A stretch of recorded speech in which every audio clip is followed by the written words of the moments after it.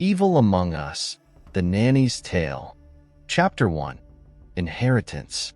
Marie Gire stood at the threshold of the house, staring at its worn exterior. The tall, stone manor loomed before her, casting a shadow over the long, neglected driveway. Vines had crept their way across the walls, gripping the cracked stone like claws. The air smelled of earth and damp wood, a distinct mustiness clinging to the place, hinting at secrets buried deep within its aging bones. For a moment, Marie hesitated, clutching the rusted key in her hand, feeling its weight, a weight that went far beyond its physical form. The house was her grandmother's. It had stood here, on the edge of the forest, for as long as Marie could remember. It had always been a distant place, more of a story than a reality. When her grandmother passed, the house became hers, left to her in a will that felt as unexpected as it was daunting. Her grandmother had been a mysterious woman, living alone for years, distant from the family. The house reflected that isolation, towering and imposing, a relic of a bygone era. Behind her, Marie's husband, Thomas, stood by their car, unpacking bags while their two boys, Ethan and Noah, raced around, their excited shrieks echoing through the otherwise quiet surroundings. The sound was momentarily comforting, a reminder that life was continuing. But as Marie glanced back at the house, a coldness settled over her. The front door creaked open as she turned the key, its hinges groaning with disuse. The smell inside was even more intense, the scent of an abandoned life. Dust motes swirled in the dim light as Marie stepped cautiously into the front hall, her shoes clicking against the old wooden floor. The house seemed to hold its breath, as if it had been waiting for her. A grand staircase dominated the entrance, winding up to the second floor, its banisters smooth but chipped with age. To the left, a wide archway led to a large sitting room, where heavy curtains hung over tall windows. Light filtered in weakly, casting long shadows that stretched across the faded wallpaper. The room was full of her grandmother's old furniture, draped in white sheets, giving it a ghostly quality. Marie's fingers brushed against the nearest chair as she walked by, a thin layer of dust gathering on her skin. She imagined her grandmother here, sitting in silence, watching the world outside while the house decayed around her. It was hard to reconcile the loving woman she remembered with this eerie solitude, but perhaps her memory had played tricks on her. Time often did that. Thomas's footsteps echoed through the hall as he entered, the boys trailing behind him. He gave her a reassuring look, and Marie nodded, though unease still gnawed at her insides. They had made the decision together to move here, to leave the city behind for a quieter life, a more affordable one now that they had inherited the house. It made sense, especially with Marie planning to return to work soon. Yet, standing in this house, it felt like more than a change of location. It felt like stepping into someone else's story, one that she hadn't quite been prepared for.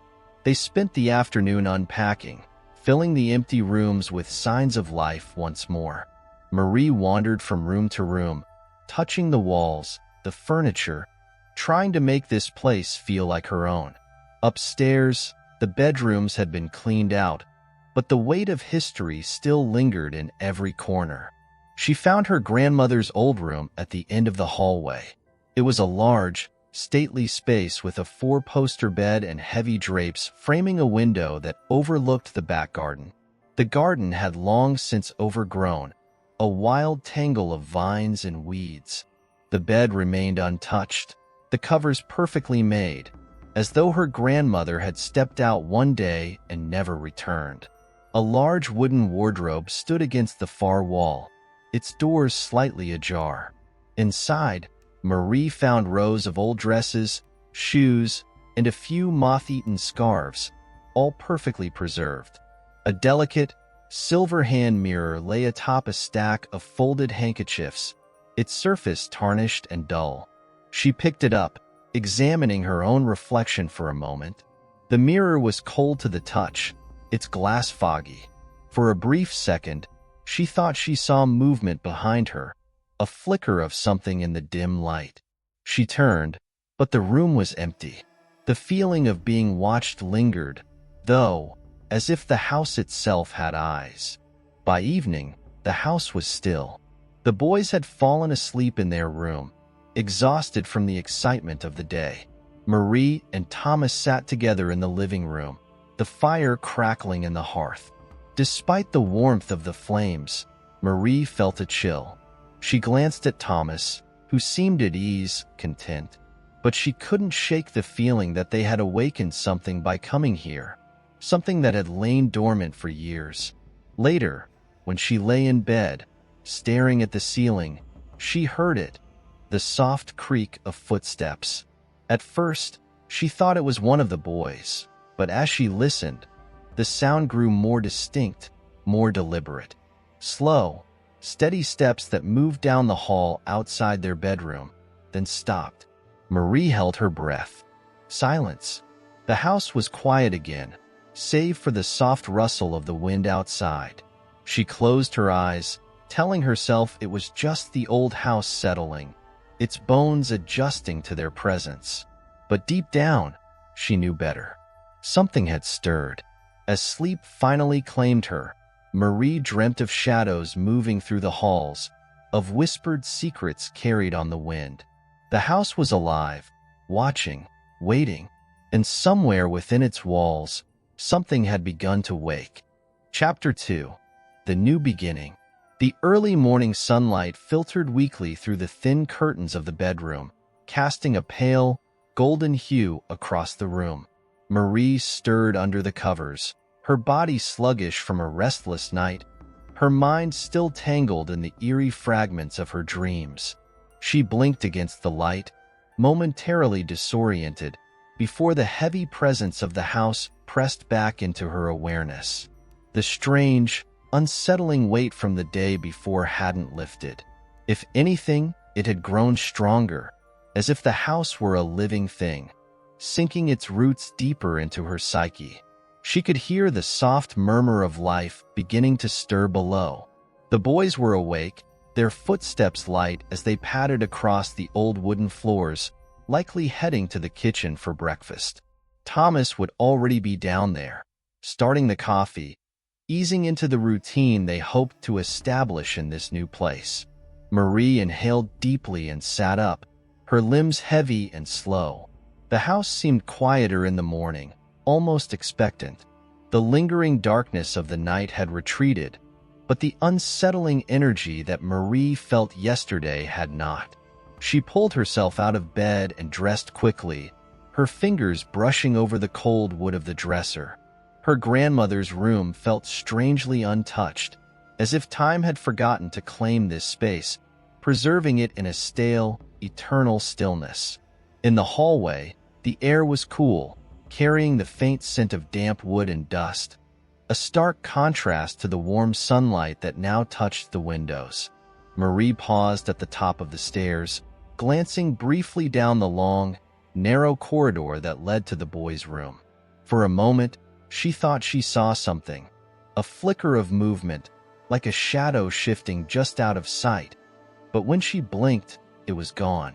Marie shook off the feeling, silently reminding herself that the house was old, and old houses creaked and groaned in ways that could play tricks on the mind. Still, that small flicker of doubt remained, gnawing at the edges of her thoughts as she descended the stairs. The kitchen was warm and filled with the soft hum of morning life. Thomas had laid out breakfast on the table, and the boys were already digging into their cereal, their chatter filling the room with a comforting normalcy. Marie tried to let that settle her, tried to embrace the idea that they were simply adjusting to a new life, and that all the strange feelings she had were just her mind playing tricks on her. But as she sat at the table, her hands curling around a cup of coffee, the feeling of being watched returned, subtle, creeping, and ever-present. She glanced toward the windows, but all she could see was the overgrown garden stretching out toward the forest. Beyond that, The trees swayed gently in the breeze, the branches thick and dark, creating a shadowy barrier that separated the house from the rest of the world. The house had always been isolated. That much she remembered from her childhood visits. It felt even more so now. The day stretched ahead of them, filled with the tasks of settling in. Marie spent the morning unpacking boxes, sorting through items from their old life and finding places for them in this new one. The house was large, with more rooms than they could easily fill, and many of them still held remnants of her grandmother's belongings. Old books, faded photographs, and heirlooms that had been left untouched for years. Each item carried a history, a weight that seemed to pull Marie deeper into the house's atmosphere, as if she were becoming a part of its story. By mid-afternoon, she found herself in the attic, sorting through old trunks that had been left to gather dust. The attic was dim, with only a single, small window offering a narrow beam of light. The air was thick and stale, and Marie's footsteps stirred up small clouds of dust with every step. The wooden beams creaked overhead, and the floorboards felt uneven beneath her weight. Inside one of the trunks, she found a collection of letters, dozens of them, neatly tied together with brittle ribbon. They were addressed to her grandmother, the handwriting elegant and looping. Marie skimmed through a few of them, but they were mostly mundane. Correspondence from distant relatives, notes about the goings-on of family life. Yet, as she delved deeper, the tone of the letters began to shift. One of them, dated many years ago, mentioned a strange visitor, someone who had come to the house unexpectedly, uninvited. The writer's words were vague, but there was a sense of unease, a warning about keeping the doors locked and not trusting strangers. Marie set the letters aside, feeling the familiar prickle of discomfort rise along the back of her neck. The house seemed to grow colder the longer she stayed in the attic, the air thick with dust and something else she couldn't name. She felt eyes on her again, though there was no one else in the room. It was as if the house itself was watching, its dark corners holding something just out of sight, something waiting. Her heart raced as she quickly shut the trunk and made her way back downstairs. The house felt larger, emptier, the silence heavy and oppressive. Even the boys, normally full of noise and energy, seemed subdued as they played quietly in the living room. Marie busied herself with tasks, trying to shake the oppressive weight that seemed to cling to her. She checked the windows and doors, ensuring they were locked, though she didn't know why. The house felt secure enough, but there was a nagging sense of vulnerability, as if something could slip in at any moment. Or perhaps something was already here. As the afternoon waned and the shadows began to stretch longer across the house, Marie found herself wandering to the back garden. It had once been beautiful. She could tell that much, despite the wild, tangled mess it had become. The overgrown plants reached up in dense clusters, suffocating the paths that had once led through carefully manicured beds. The fountain in the center was dry and cracked, its stone surface covered in moss. She stood there, staring at the fountain, the sense of unease growing stronger with each passing minute. The wind whispered through the trees, carrying with it the faintest hint of a voice, a soft, almost imperceptible sound, like the echo of something long forgotten. It drifted through the air, weaving itself around Marie's thoughts, making her question whether she had really heard anything at all. The house stood behind her, its tall, dark silhouette imposing against the fading light. She could feel its presence, like a living thing, watching her, waiting for her to return. It was more than a home. It was a presence that consumed everything within it, a silent force that seemed to grow stronger with each passing hour. As she turned to go back inside, Marie caught sight of something, or rather, someone, at the edge of the garden. A figure, standing just beyond the trees, half obscured by the thick foliage. Her heart jolted in her chest, but when she blinked, the figure was gone. The space where it had been was empty, just a tangle of shadows and leaves swaying gently in the wind. Marie hurried back inside, her pulse racing. She locked the door behind her, feeling the solid weight of it under her hand. The house was quiet, as it always was, but there was no escaping the feeling that something had changed, something had shifted. The house had always been isolated, but now it felt different. That night, as the wind howled softly through the trees, Marie lay awake, staring at the ceiling. The house creaked and groaned around her, the sounds of an old building settling, but each creak seemed deliberate, as if the house was stirring, stretching its ancient limbs. And somewhere in the darkness, something was watching. The new beginning she had hoped for felt distant now, lost in the shadows of this strange, unsettling place. Chapter 3: The Perfect Candidate. Days had passed since the Gires had moved into the house, and the atmosphere had not lightened. The unsettling feeling that clung to Marie from the moment they arrived had taken root, a constant undercurrent in the quiet moments of their daily lives. She tried to dismiss it, attributing her nerves to the adjustment of moving into a new, old place. But there was no shaking the unease that settled deeper with each passing day. It was on one of these days, while sitting at the small desk in the kitchen, that Marie began the search for a nanny. She had been putting it off, unsure if the timing was right, but her return to work was fast approaching. Thomas would help where he could, but with his own demanding schedule, they needed someone to look after Ethan and Noah during the day. Someone reliable, someone trustworthy. Marie stared at the computer screen, scrolling through endless profiles, each one blending into the next. There were countless applicants, some with stellar credentials, others with glowing reviews from families. But none of them felt right. The thought of leaving her children in the care of a stranger weighed heavily on her. This house, with all its strange, eerie energy, wasn't exactly the warmest environment to bring someone into. It felt wrong, as though the house itself would reject any outsider.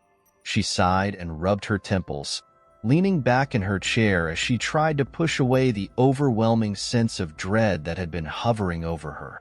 She could feel the house's silence pressing in on her, an oppressive force that seemed to fill every corner. The boys were playing upstairs, their occasional footsteps drifting down faintly, but otherwise, the house was unnaturally quiet. Just as Marie was about to close her laptop and give up for the day, she came across a new profile. Kate, a young woman, probably in her early 20s, with wide, kind eyes and a professional demeanor. Her profile boasted impeccable qualifications, experience with children of all ages, multiple certifications in childcare, and recommendations from several families. The photos showed her smiling, often with children beside her, and Marie felt a small flicker of hope for the first time in days. The unease she had felt seemed to fade slightly as she clicked through Kate's information. There was something about her that felt reassuring. Marie couldn't put her finger on it, but the more she read, the more she felt certain that Kate was exactly what they needed. Reliable, stable, perfect. Within hours, Kate's application was set in motion. Marie submitted her request, and by the end of the week, the interview was arranged. Despite her lingering reservations about letting a stranger into their home, Marie couldn't shake the sense that Kate would be a good fit. She had come highly recommended, and they needed help. It was that simple. When the day arrived, the house seemed to hold its breath. The boys were outside, playing in the front yard, and Thomas was busy in his office, leaving Marie to handle the interview alone. The wind blew steadily through the trees, making the house creak faintly, its old timbers shifting as the cool autumn air seeped in through the cracks. Kate arrived promptly, just as her message had indicated, and when Marie opened the door, she was greeted by the same smiling, friendly face from the photos. Kate stood on the porch, her neat, professional appearance giving off an air of calm confidence. She wore a simple, gray coat, buttoned up against the chill, and her dark hair was pulled back in a loose ponytail. Her wide, clear eyes sparkled with warmth as she extended her hand in greeting, her movements graceful and sure. The moment Kate crossed the threshold into the house, Marie felt something shift. It was subtle, almost imperceptible, but there was a tension in the air, like the house itself was reacting to the new presence. Marie brushed it off, chalking it up to her own nerves. She needed this to work. Kate moved through the house with an ease that surprised Marie. As she gave her a brief tour, showing her the boys' rooms, the kitchen, and the play areas, Kate seemed entirely at ease. She smiled often, her gaze soft as she took in the details of the home. The boys, who had been shy at first, quickly warmed to her, following her around as she asked small, wordless questions with her eyes, pointing to toys or the backyard as if seeking permission to explore. Marie watched from the doorway as Kate interacted with Ethan and Noah. There was something gentle in the way she knelt to their level, her hands light as she helped Ethan pick up a toy car, guiding his small fingers along the smooth plastic. Noah, too, seemed completely at ease in her presence, laughing silently as Kate mimed exaggerated expressions, making him giggle. For the first time in what felt like weeks, Marie felt a sense of relief. Maybe this was going to be okay. Maybe things were starting to fall into place. The interview itself was simple. Marie and Kate sat in the living room while the boys played quietly nearby. Kate's resume was impressive, but it was her calm, soothing demeanor that truly stood out. She had a way of making the house feel less imposing, less haunted. Her presence brought a sense of normalcy, something that had been sorely missing since they moved in. By the end of the afternoon, Marie had made up her mind. Kate was the perfect fit. Her qualifications, her ease with the children, it was exactly what they needed.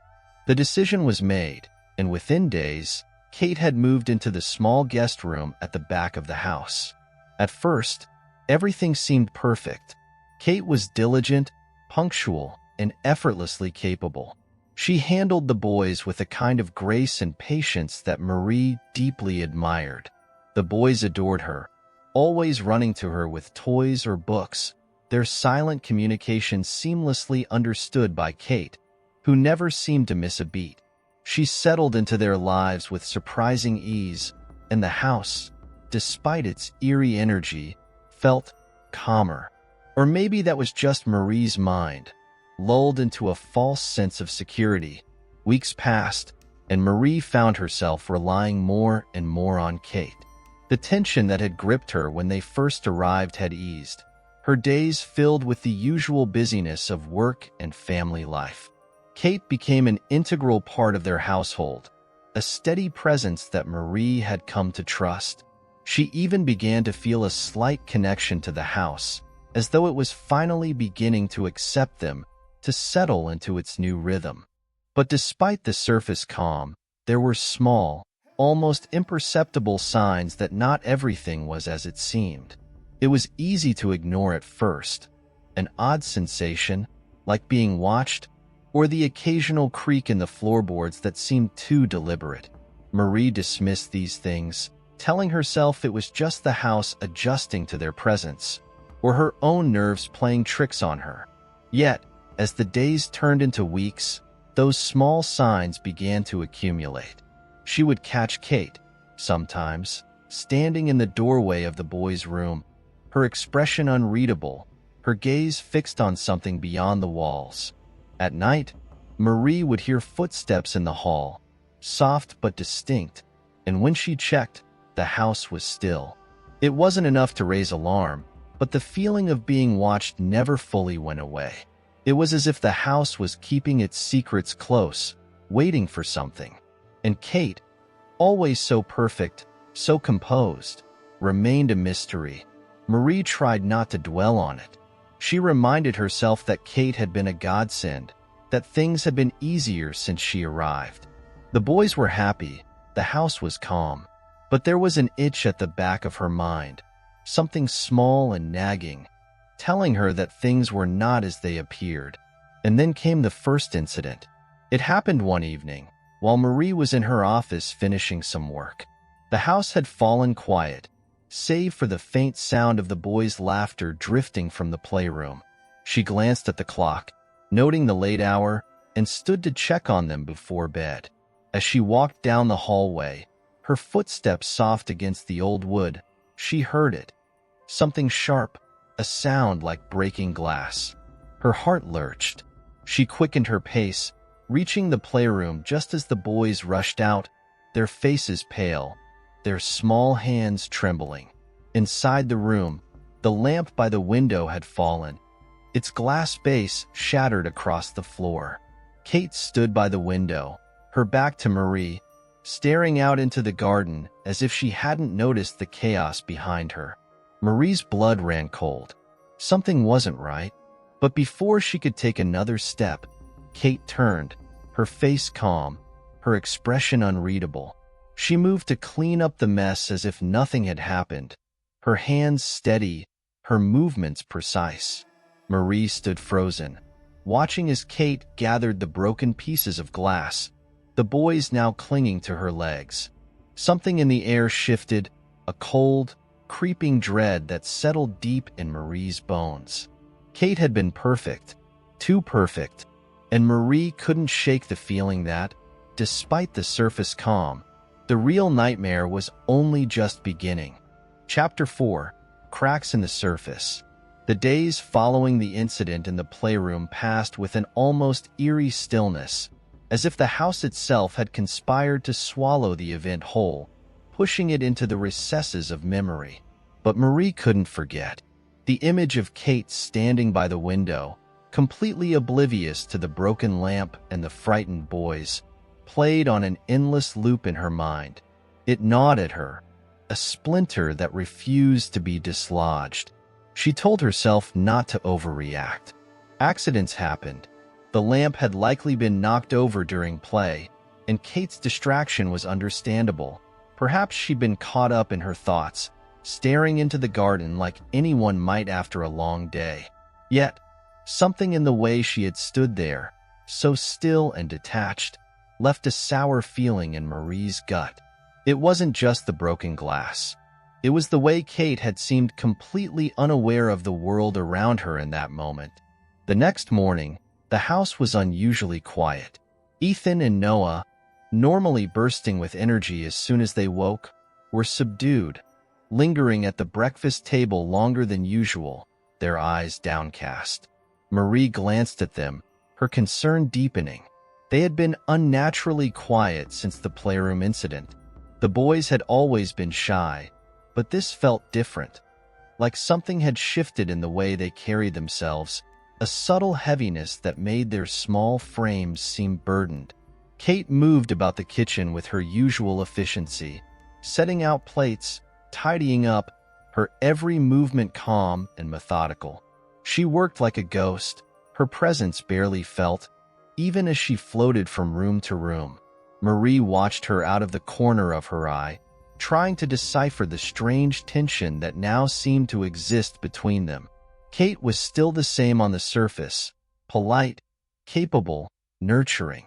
But that flicker of doubt had lodged itself deep in Marie's mind, and no matter how much she tried to ignore it, she couldn't shake the feeling that something was off. The boys finished their breakfast without fuss, quietly excusing themselves from the table. They moved toward the living room, where their toys lay scattered from the night before, but even their play seemed subdued. Marie watched them go, her stomach nodding. They hadn't been the same since the lamp had shattered. Something about that night had unsettled them, and no matter how much she reassured herself, Marie couldn't deny the lingering discomfort that hung in the air like a storm cloud. She needed to clear her mind. The house felt oppressive, its walls closing in with every passing minute. The air was thick with a tension she couldn't place, and she felt like she was constantly being watched. Every time she moved through the house, her skin prickled with the sensation of unseen eyes following her, lurking in the corners, hiding in the shadows. Marie decided to take a walk in the garden. The overgrown paths had become a sort of refuge for her in recent weeks, a place where she could breathe and escape the creeping unease of the house. She stepped outside, the cool autumn air biting at her skin, and made her way toward the twisted, tangled greenery that had once been her grandmother's pride and joy. The garden was wild, untamed, its branches reaching out like skeletal fingers, clawing at the sky. The fountain in the center was still dry and cracked, its stone surface mottled with moss and grime, a relic of better days. Marie walked along the overgrown path, her shoes crunching against the fallen leaves, the sound somehow louder in the otherwise silent world around her.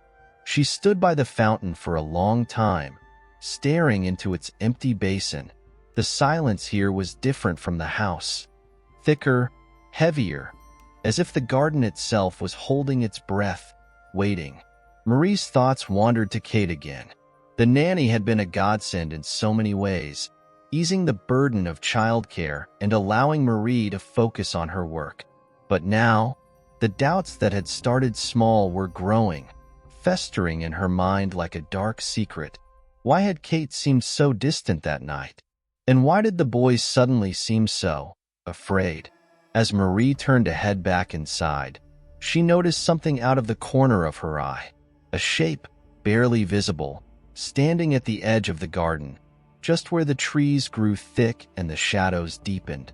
Her breath caught in her throat as she froze, squinting to make out the figure. It was too far away to discern any features, but it stood perfectly still, watching. A chill ran down her spine, and her pulse quickened. She blinked, her heart pounding in her chest, and when she looked again, the figure was gone. Just shadows now, dancing in the wind between the trees.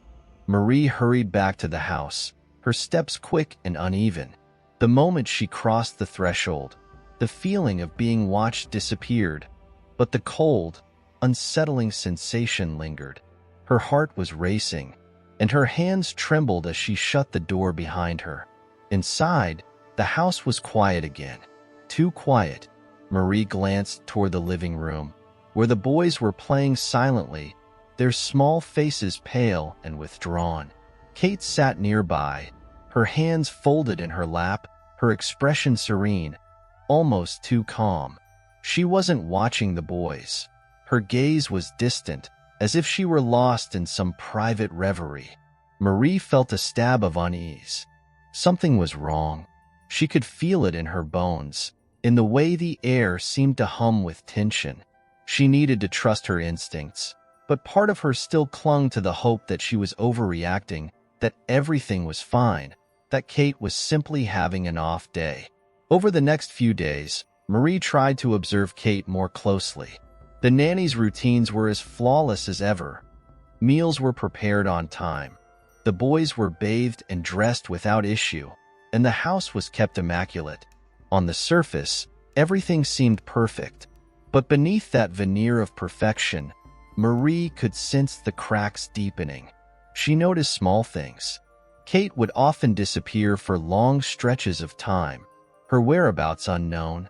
When Marie asked Thomas if he had seen her, he would simply shrug, assuming she was somewhere in the house. But Marie's search would always come up empty. The guest room where Kate slept remained untouched, its bed perfectly made, as if she hadn't been in it for hours. Then there were the moments when Marie would catch Kate staring at the boys, not in a way that was inappropriate or overtly concerning, but with an intensity that made her skin crawl.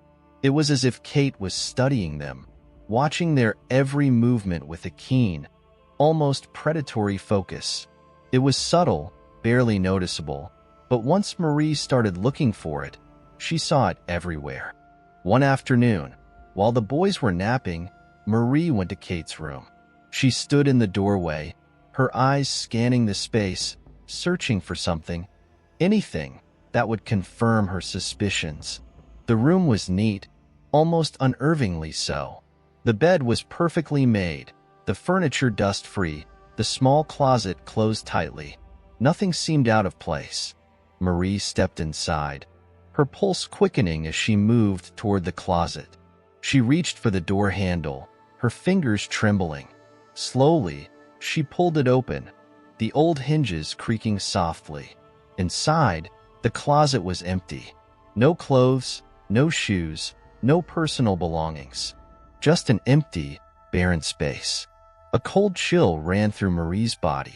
She backed away, her mind spinning. How could the closet be empty? Kate had been living here for weeks. Where were her things? Where did she go when she disappeared from the house? Marie's heart raced as she quickly shut the closet door, her breath coming in short, ragged gasps. She needed answers. She needed to know who Kate really was and what she was hiding. But even as Marie's mind churned with suspicion, she couldn't shake the feeling that it was already too late. Something had taken root in their home, and it wasn't leaving. As the day wore on, the house felt colder, the shadows growing longer. Marie moved through the rooms in a daze, her thoughts clouded by the creeping sense of dread that had wrapped itself around her. Every creak of the floorboards, every faint rustle of wind against the windows, felt like a warning, a reminder that something was watching, waiting, biding its time. That night, as Marie lay in bed, staring at the ceiling, she couldn't shake the feeling that something had shifted. The house was no longer just a house. It was alive, sentient, pulsing with a dark energy that seemed to grow stronger with each passing day. And at the center of it all was Kate, the perfect nanny, the perfect stranger. The cracks in the surface were widening, and Marie knew, deep down, that the nightmare had only just begun. Chapter 5. The Unseen Battle. Marie woke the next morning to a chill that clung to her skin, as if the house had breathed frost into the air overnight. She pulled the blanket tighter around her shoulders and lay still, listening to the silence that filled the house. It was the kind of silence that unnerved her, the type that felt unnatural in a home with two young boys. Normally, there would be the sound of tiny feet padding down the hallway, or the quiet murmur of Thomas getting ready for the day. But this morning, the house seemed to hold its breath, the walls heavy with an oppressive quiet. She sat up slowly, her gaze drifting toward the window where the early morning light seeped through the curtains in pale streaks.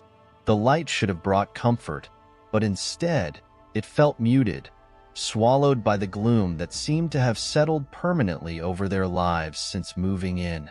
Marie rubbed her eyes, her mind still clouded with the events of the previous day. The empty closet in Kate's room had gnawed at her all night, the implications swirling in her thoughts like a dark tide. The unease sat in her chest like a heavy stone as she dressed and left the bedroom, heading toward the boys' rooms. She needed to see them, needed to feel their small, warm bodies clinging to her, to reassure herself that everything was fine. But even as she moved through the house, the feeling of being watched followed her, pressing down on her like a weight she couldn't shake. Ethan and Noah's rooms were side by side, at the end of the long hallway. The boys were both still asleep, their small forms curled beneath their blankets, peaceful and undisturbed. Marie stood in the doorway for a moment, her heart swelling with a fierce protectiveness. She lingered longer than usual, watching their soft breathing, feeling the familiar pang of motherly love twist within her. She didn't want to leave them, but she knew she had to start her day. As she moved toward the kitchen, the air seemed to thicken, the shadows stretching along the walls in ways that made her uncomfortable. There was something about the way the house held itself now, a quiet malevolence that had become more pronounced with each passing day. The house was no longer simply unsettling. It felt hostile, as if it had taken a side in the silent battle that was building. Kate was already in the kitchen, her back turned as she prepared breakfast with the same calm efficiency that Marie had come to expect. The soft clinking of dishes and the rhythmic chopping of vegetables created a steady backdrop, but even this felt wrong somehow.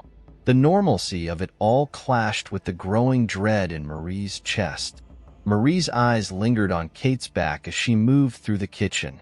The nanny's movements were fluid, almost mechanical in their precision, but there was something off in the way she moved. A stiffness, as though her body wasn't fully her own, as though every action was being performed on autopilot. Marie watched her carefully, studying the small details. The way Kate's fingers gripped the knife just a little too tightly, the way her shoulders seemed tense, as if holding back some unseen force. The tension was growing, a pressure building within the house, and Marie could feel it in her bones. She moved through the house, her movements slow and deliberate, her senses on high alert. It was as if the walls themselves were holding their breath, waiting for something to happen, something that Marie could not yet comprehend. Later that afternoon, as the boys played quietly in the living room, Marie found herself drawn back to Kate's room. Her feet carried her there almost involuntarily, as if the house was guiding her, pulling her toward the secrets it was hiding. She stood in the doorway, her heart pounding in her chest, her hand trembling as she reached for the door handle. The guest room was as pristine as it had been the day before. The bed was perfectly made, the air still and undisturbed. But there was something else in the room now, an energy, a presence that felt tangible. It was as if the room was alive, pulsating with a dark, malevolent force that seemed to wrap itself around Marie as soon as she entered.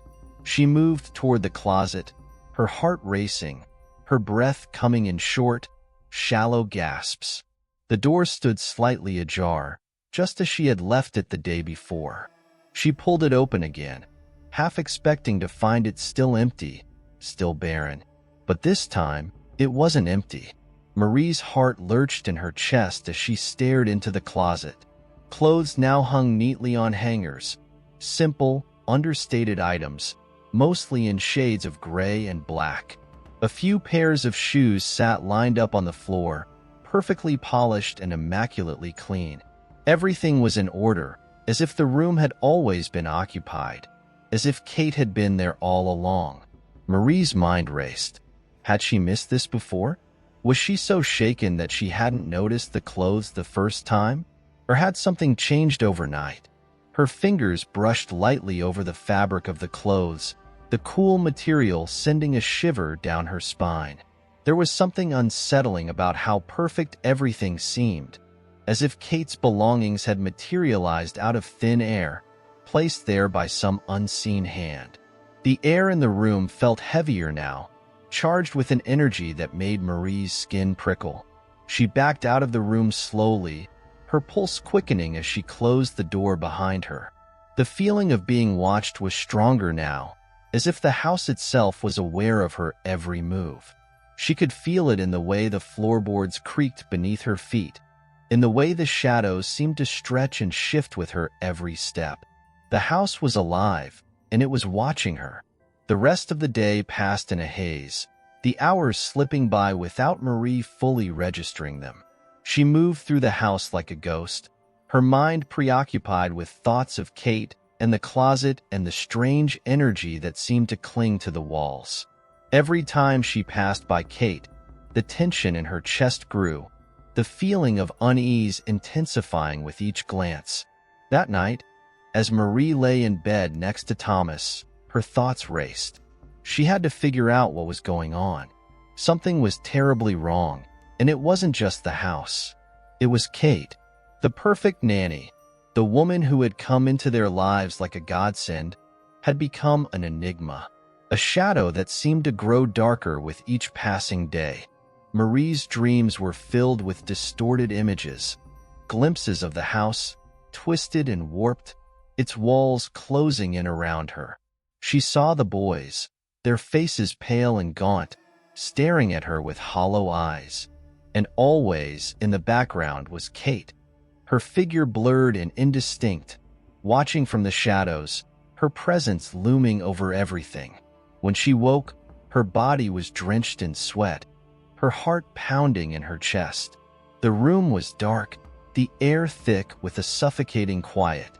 Marie lay still, trying to calm her racing pulse, but the feeling of dread clung to her, an unseen force pressing down on her chest. She rolled over and looked toward the window, where the faintest sliver of moonlight slipped through the curtains. But it wasn't the light that caught her attention. It was the shape standing just outside the window, its outline barely visible against the darkness. Marie's breath hitched in her throat as she stared, her mind struggling to process what she was seeing. The figure was there, motionless, watching. It was too far away to make out any details, but she knew, instinctively, that it was Kate. Marie bolted upright, her heart hammering in her chest, but when she blinked, the figure was gone. The window was empty, the night outside still and quiet. She sat there for a long time, her body trembling, her mind reeling. She knew now, beyond any doubt, that Kate was not who she seemed. The cracks had deepened, and the perfect facade was beginning to crumble. The house was no longer just a house. It was a battleground, and the enemy was already inside. And Marie was starting to realize that she might already be losing. Chapter 6. The Shape of Shadows. Marie barely slept after the vision outside her window, the ghostly figure that had vanished as soon as her eyes focused on it. The oppressive feeling in the house had grown worse, thick and suffocating, clinging to her like a wet blanket as she tossed and turned, eyes open and staring at the ceiling. Every creak, every shifting shadow, made her heart skip a beat. Morning arrived sluggishly, the pale light seeping into the bedroom as though reluctant to penetrate the gloom. She dragged herself out of bed, her muscles stiff from the restless night. Thomas still slept beside her, oblivious to the growing darkness creeping into their lives. He'd fallen into bed late, exhausted from work, blissfully unaware of the building tension that was eroding Marie's sanity. Marie dressed quickly, pulling on a thick sweater against the cold that now seemed to settle permanently in the air. The house was too quiet again, as though it were holding its breath. She moved slowly down the hallway, her footsteps muffled by the thick carpet, her nerves on edge. The boys were still asleep, tucked tightly into their beds, faces peaceful and innocent in the early morning light. Marie watched them for a moment, lingering longer than usual, her gaze sweeping over their small forms as if reassuring herself they were still there, still safe. But even their calm breaths couldn't ease the tightness in her chest. In the kitchen, Kate was already preparing breakfast. The sight of her immediately sent a chill down Marie's spine. There was something unnerving about how calm she looked, as if nothing in the world had changed. She moved with that same precision, her hands deft and quick as she chopped vegetables and stirred the pot on the stove. The clatter of utensils and the soft hum of the refrigerator filled the silence, but to Marie, the sounds felt off, as if they belonged to another reality, one that had not yet descended into the nightmare she found herself in. Marie felt Kate's presence like a weight in the room, thick and intrusive, pressing down on her. She turned her back to the kitchen, unable to watch any longer, and focused on making herself coffee, trying to lose herself in the mechanical task of filling the pot and waiting for the water to boil. But the weight didn't lift. The house itself seemed to be shrinking around her, its walls closing in, trapping her in the thick, choking silence that had settled like a fog. Every time Marie moved, she could feel Kate's eyes on her, even when she wasn't looking. It was as if Kate had become an extension of the house, woven into its fabric, an ever-present shadow that couldn't be escaped. The boys woke soon after, their footsteps hesitant as they shuffled into the kitchen. Marie noticed the way they looked at Kate, no longer with the innocent trust they had once had, but with a quiet wariness, as though they, too, sensed something was wrong but didn't know how to articulate it. Ethan clutched his favorite stuffed animal to his chest, his small body moving close to Marie as if seeking her protection. Noah, always the more independent one, kept his distance, but his eyes flicked to Kate with the same quiet apprehension. Marie's heart twisted. They knew. They didn't understand it, but they felt it. the same unease that gnawed at her constantly. It was something primal, an instinct that told them danger lurked nearby, even if it wore the guise of a familiar face. As the day wore on, the house continued to feel oppressive. The boys played quietly in the living room, their movements subdued, their usual laughter absent. The toys lay scattered around them, untouched for long stretches as they sat together, occasionally glancing at the door to check if Kate was watching. Marie moved through the house in a fog, the weight of her suspicions bearing down on her more heavily than ever. She found herself drifting toward the guest room again, her body drawn to the space where Kate slept, as if the answers to all her questions were hidden there, just out of reach. The door was ajar, as it had been the previous day. Marie hesitated at the threshold, her hand resting on the doorknob, her heart pounding in her chest. She pushed it open, the creak of the hinges sounding louder than usual in the stillness. The room was the same as it had been, immaculate, unsettlingly perfect. The bed, once again, was made with military precision, the pillows fluffed and aligned. The dresser gleamed, the surface free of dust, just like the day before. But it was the closet that held her attention, the door standing slightly open, as if beckoning her. Marie took a step forward, then another, her breath coming in shallow gasps as her fingers brushed the closet door. Slowly, she pulled it open, half expecting the clothes to have vanished, for the space to be empty once more, as though she had imagined it all. But the clothes were still there. The same rows of neatly hung outfits, the same shoes lined up perfectly on the floor. Nothing had changed, except something had. Marie's eyes narrowed as she reached out, her fingers grazing the fabric of the clothes. They felt different, heavier, as if they had absorbed the oppressive energy of the house. She pushed a few hangers aside, her heart thudding in her chest as she searched for something, anything that would explain the unease gnawing at her. And then she saw it. Tucked behind a row of neatly hung blouses, barely visible at the back of the closet, was a small box. It was plain, unremarkable, the kind of box one might use for storage, but its presence felt wrong, out of place. Marie's breath hitched in her throat as she reached for it, her fingers trembling as they closed around the lid. She pulled it out carefully, her heart racing, and set it on the bed. For a long moment, she simply stared at it, her mind racing with possibilities. What could be inside? What secrets was Kate hiding? With a deep breath, Marie lifted the lid. Inside the box were papers, yellowed with age, brittle at the edges. Marie's fingers trembled as she picked up the first sheet. It was a birth certificate, worn and creased, with the name Jennifer Kayla White printed at the top. Marie's heart skipped a beat. She didn't recognize the name. Her hands shook as she flipped through the other documents. Old letters, postcards, photographs, all of them connected to a woman named Jennifer. Not Kate. There was no mention of Kate anywhere in the papers. A photograph slipped out from between the pages. It showed a young woman, slender, with long dark hair and pale skin. Marie stared at the picture, her pulse quickening. It was Kate, or at least it looked like her. But the name on the back of the photo read Jennifer. Her mind whirled. Who was Jennifer? Who was the woman they had welcomed into their home? The nanny they trusted with their children? Marie felt the world tilt beneath her. She shoved the papers back into the box, her breath coming in sharp gasps. The truth was right there, in her hands, but it was too monstrous to accept. Kate wasn't who she claimed to be. She had lied to them, infiltrated their home under false pretenses.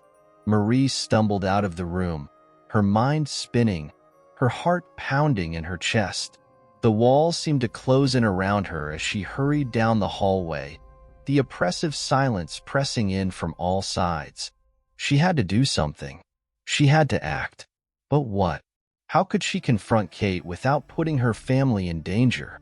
The house felt like a prison now, each room filled with unseen eyes, every creak and groan of the floorboards a reminder that they were not alone. Marie made her way back to the boys, her heart thudding in her chest. They were still playing in the living room, unaware of the storm building around them. Marie knelt beside them, pulling them close, her arms wrapped tightly around their small bodies. She could feel it now. The house wasn't just a structure of wood and stone. It had become something else, something alive. And Kate, Jennifer, was at the center of it. Marie knew she had to find a way to stop her before it was too late. Chapter 7. The Smiling Mask. Marie spent the next few days trapped in a fog of dread, each moment dragged out by the oppressive weight of the house and the terrifying knowledge she now carried. She moved through her days like a sleepwalker, her mind spinning with the awful realization that the woman living in her home was not Kate, but Jennifer, someone with a hidden past, someone who had inserted herself into their lives with an agenda Marie couldn't yet comprehend. The documents she found haunted her, their secrets clawing at her sanity. She had returned the box to its place, carefully tucking it back behind the row of clothes, desperate not to alert Jennifer to her discovery. Marie had spent hours staring at that photograph, the woman in it smiling at the camera with the same face that now moved through her house with an unsettling calm. She wondered how long Jennifer had been living under this false identity, how many other families had been deceived by that smile, and how many others had met darker fates. The next morning, she woke early, long before the rest of the house stirred. The pale gray of dawn filtered through the curtains, casting a muted light over the room. She slipped out of bed quietly, careful not to wake Thomas, whose steady breathing remained undisturbed.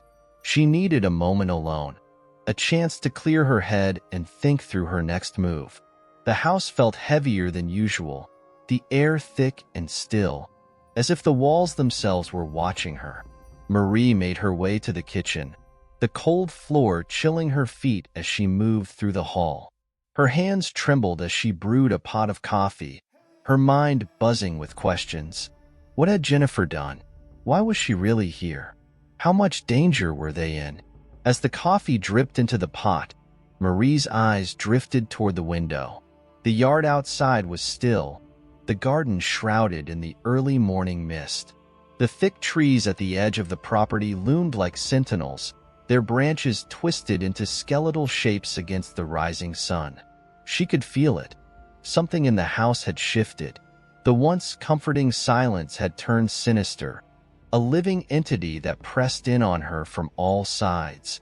The shadows were longer now, darker, and they seemed to creep and stretch toward her wherever she went, as though they were following her every move. The boys stirred awake a little later, their tiny feet padding into the kitchen.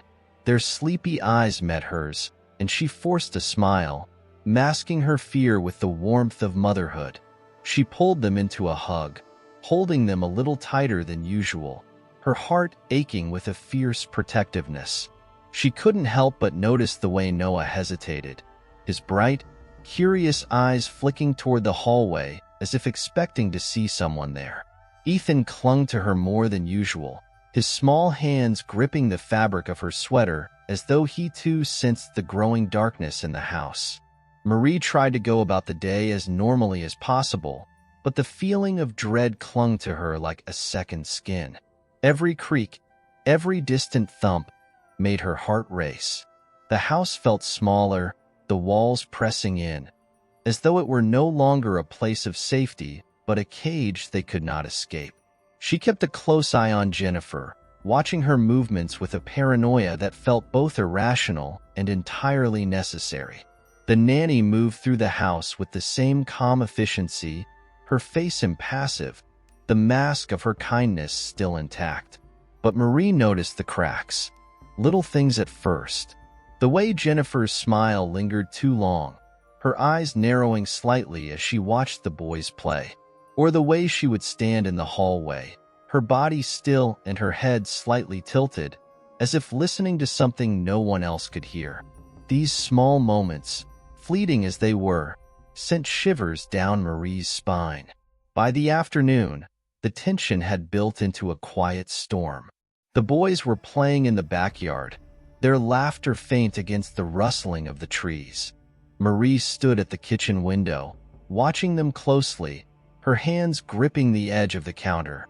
From her vantage point, she could see Jennifer in the garden, standing just beyond the boys, her figure partially obscured by the mist that still lingered in the air. She watched as Jennifer stood there, unmoving, her back to the house. The nanny's head was slightly bowed, her posture eerily still, as though she were waiting for something. Marie's heart thudded painfully in her chest as she watched, an inexplicable fear curling in her gut. The scene felt wrong. The distance between Jennifer and the boys seemed both too far and too close at the same time, as though she were on the edge of some boundary that Marie couldn't see. Minutes passed, and still Jennifer did not move. Her body remained frozen in place, her figure a dark silhouette against the trees. The boys continued to play, unaware of the tension that was building, their innocent laughter drifting through the open window. And then, suddenly, Jennifer moved. It was subtle, just a shift of her shoulders, a slight tilt of her head, but it was enough to send a cold wave of dread crashing over Marie. Jennifer turned slowly, her face coming into view as she looked toward the house. Their eyes met through the glass, and Marie's breath caught in her throat. Jennifer's expression was unreadable. Her face was a mask of calm, but her eyes were empty, hollow. There was no warmth, no humanity in them, just an unsettling void that seemed to stretch out into nothingness. Marie's stomach twisted. She stepped away from the window, her pulse quickening, her mind racing. She needed to get the boys inside, away from Jennifer, away from the darkness that lurked behind those eyes. She hurried outside, calling the boys over with a forced smile. They came running, their faces flushed with excitement, unaware of the storm brewing behind them. As she ushered them inside, she glanced over her shoulder, her gaze locking onto Jennifer once more. The nanny was no longer watching the house. She had turned back toward the garden, her figure blending into the mist once again. But the unease remained, clawing at Marie's insides like a cold, relentless force. The rest of the day passed in a haze. Marie stayed close to the boys, her nerves frayed, every muscle in her body tense and ready to act. She couldn't stop thinking about Jennifer's eyes, about the chilling emptiness she had seen in them. It was as if the person she had welcomed into her home no longer existed, replaced by something far darker, something inhuman. That night, as the house settled into its quiet routine, Marie found herself drawn to the guest room once again. She moved down the hallway, her footsteps slow and deliberate, the air around her growing heavier with each step. She pushed open the door, her heart pounding in her chest, and stood at the threshold, staring into the room. Everything was exactly as it had been before. The pristine bed, the spotless floor, the carefully arranged belongings. But there was something else now, a presence. She could feel it, as real as the air she breathed, thick and suffocating. Her eyes drifted toward the closet, and her breath hitched in her throat. The door was slightly ajar again, just as it had been the last time. A dark sliver of space beckoned her, pulling her forward. Marie moved toward it, her hand trembling as she reached for the handle. She pulled the door open slowly, her heart racing, her mind screaming at her to stop. The box was still there, tucked behind the row of clothes, but this time, something else caught her eye.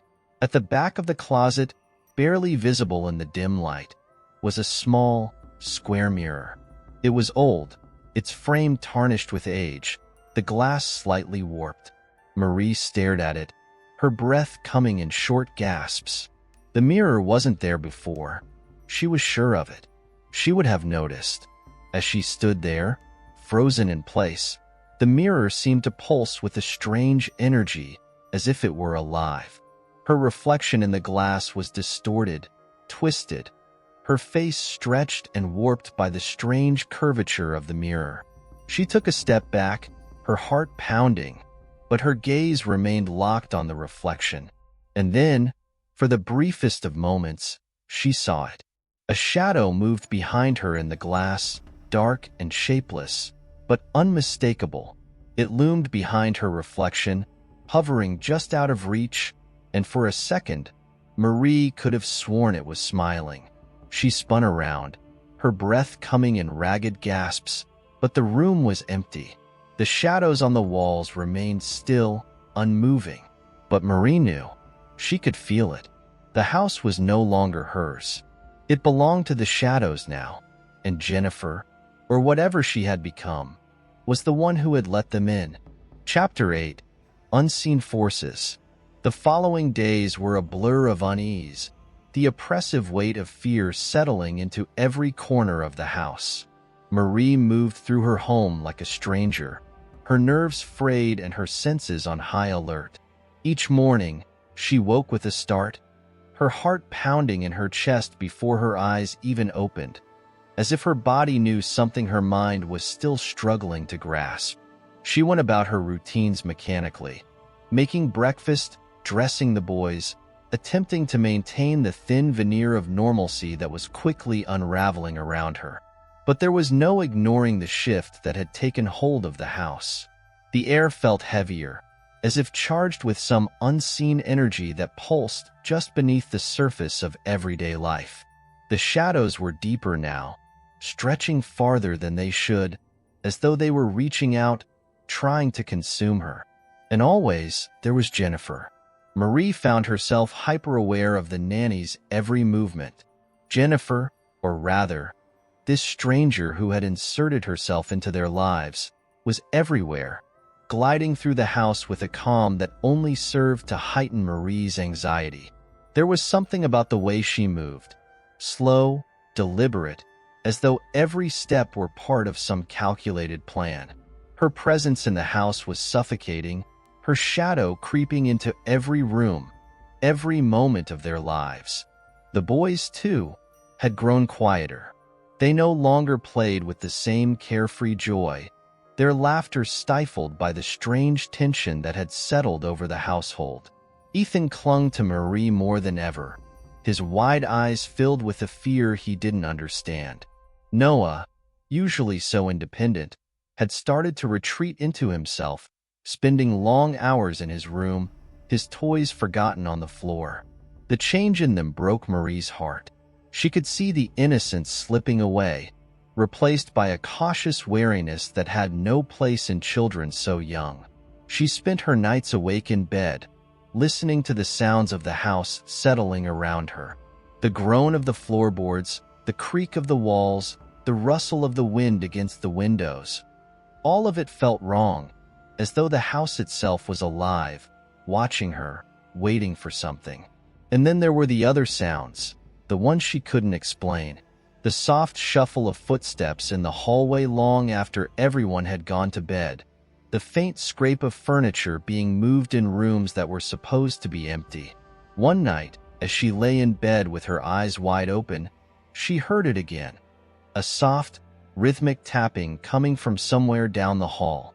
It was subtle at first, barely audible, but as the seconds ticked by, it grew louder, more insistent, until it was impossible to ignore.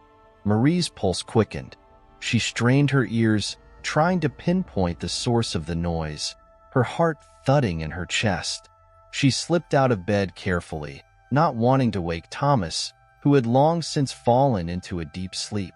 Her bare feet met the cold floor, and she shivered, pulling her robe tighter around her as she made her way to the bedroom door. The house was eerily still, the silence broken only by the faint tapping that echoed through the hall. She stepped into the corridor, her breath catching in her throat as she glanced toward the boys' room. Their door was closed, the soft glow of their nightlight seeping out from beneath the door. For a brief moment, she considered waking them, gathering them into her arms and fleeing the house. But where would they go? And what was she even fleeing from? Her rational mind couldn't fully process the depth of her terror, but her body knew. She was in danger. Her entire family was. The tapping continued, pulling her attention away from the boys' door. It seemed to be coming from the guest room, Jennifer's room. Marie's heart pounded faster, her legs heavy as she took slow, hesitant steps down the hall. Every instinct screamed at her to turn back, to retreat to her bedroom, to pretend she hadn't heard anything at all. But something else, something darker, pushed her forward. She reached the door to the guest room and stood there for a moment, frozen in place. The tapping had stopped, replaced by a suffocating silence. The handle was cold beneath her hand as she turned it, pushing the door open just enough to peer inside. The room was dark, the shadows thick and impenetrable. But even in the dim light, she could see that something was different. The perfect order that had always characterized the room was gone. The bed, once meticulously made, was rumpled. The sheets pulled back as though someone had left in a hurry. The dresser, usually spotless, was now cluttered with items that hadn't been there before. Small trinkets, papers, a pair of gloves. But it was the closet that drew her attention. The door, once again, was slightly ajar. Marie's breath hitched in her throat. The mirror, the warped, unsettling mirror she had seen before, was still there, lurking at the back of the closet like an uninvited guest. It seemed to glow faintly in the dark, the glass reflecting the faintest sliver of light from the hallway. And yet, it wasn't the reflection that disturbed her this time. It was the shadow.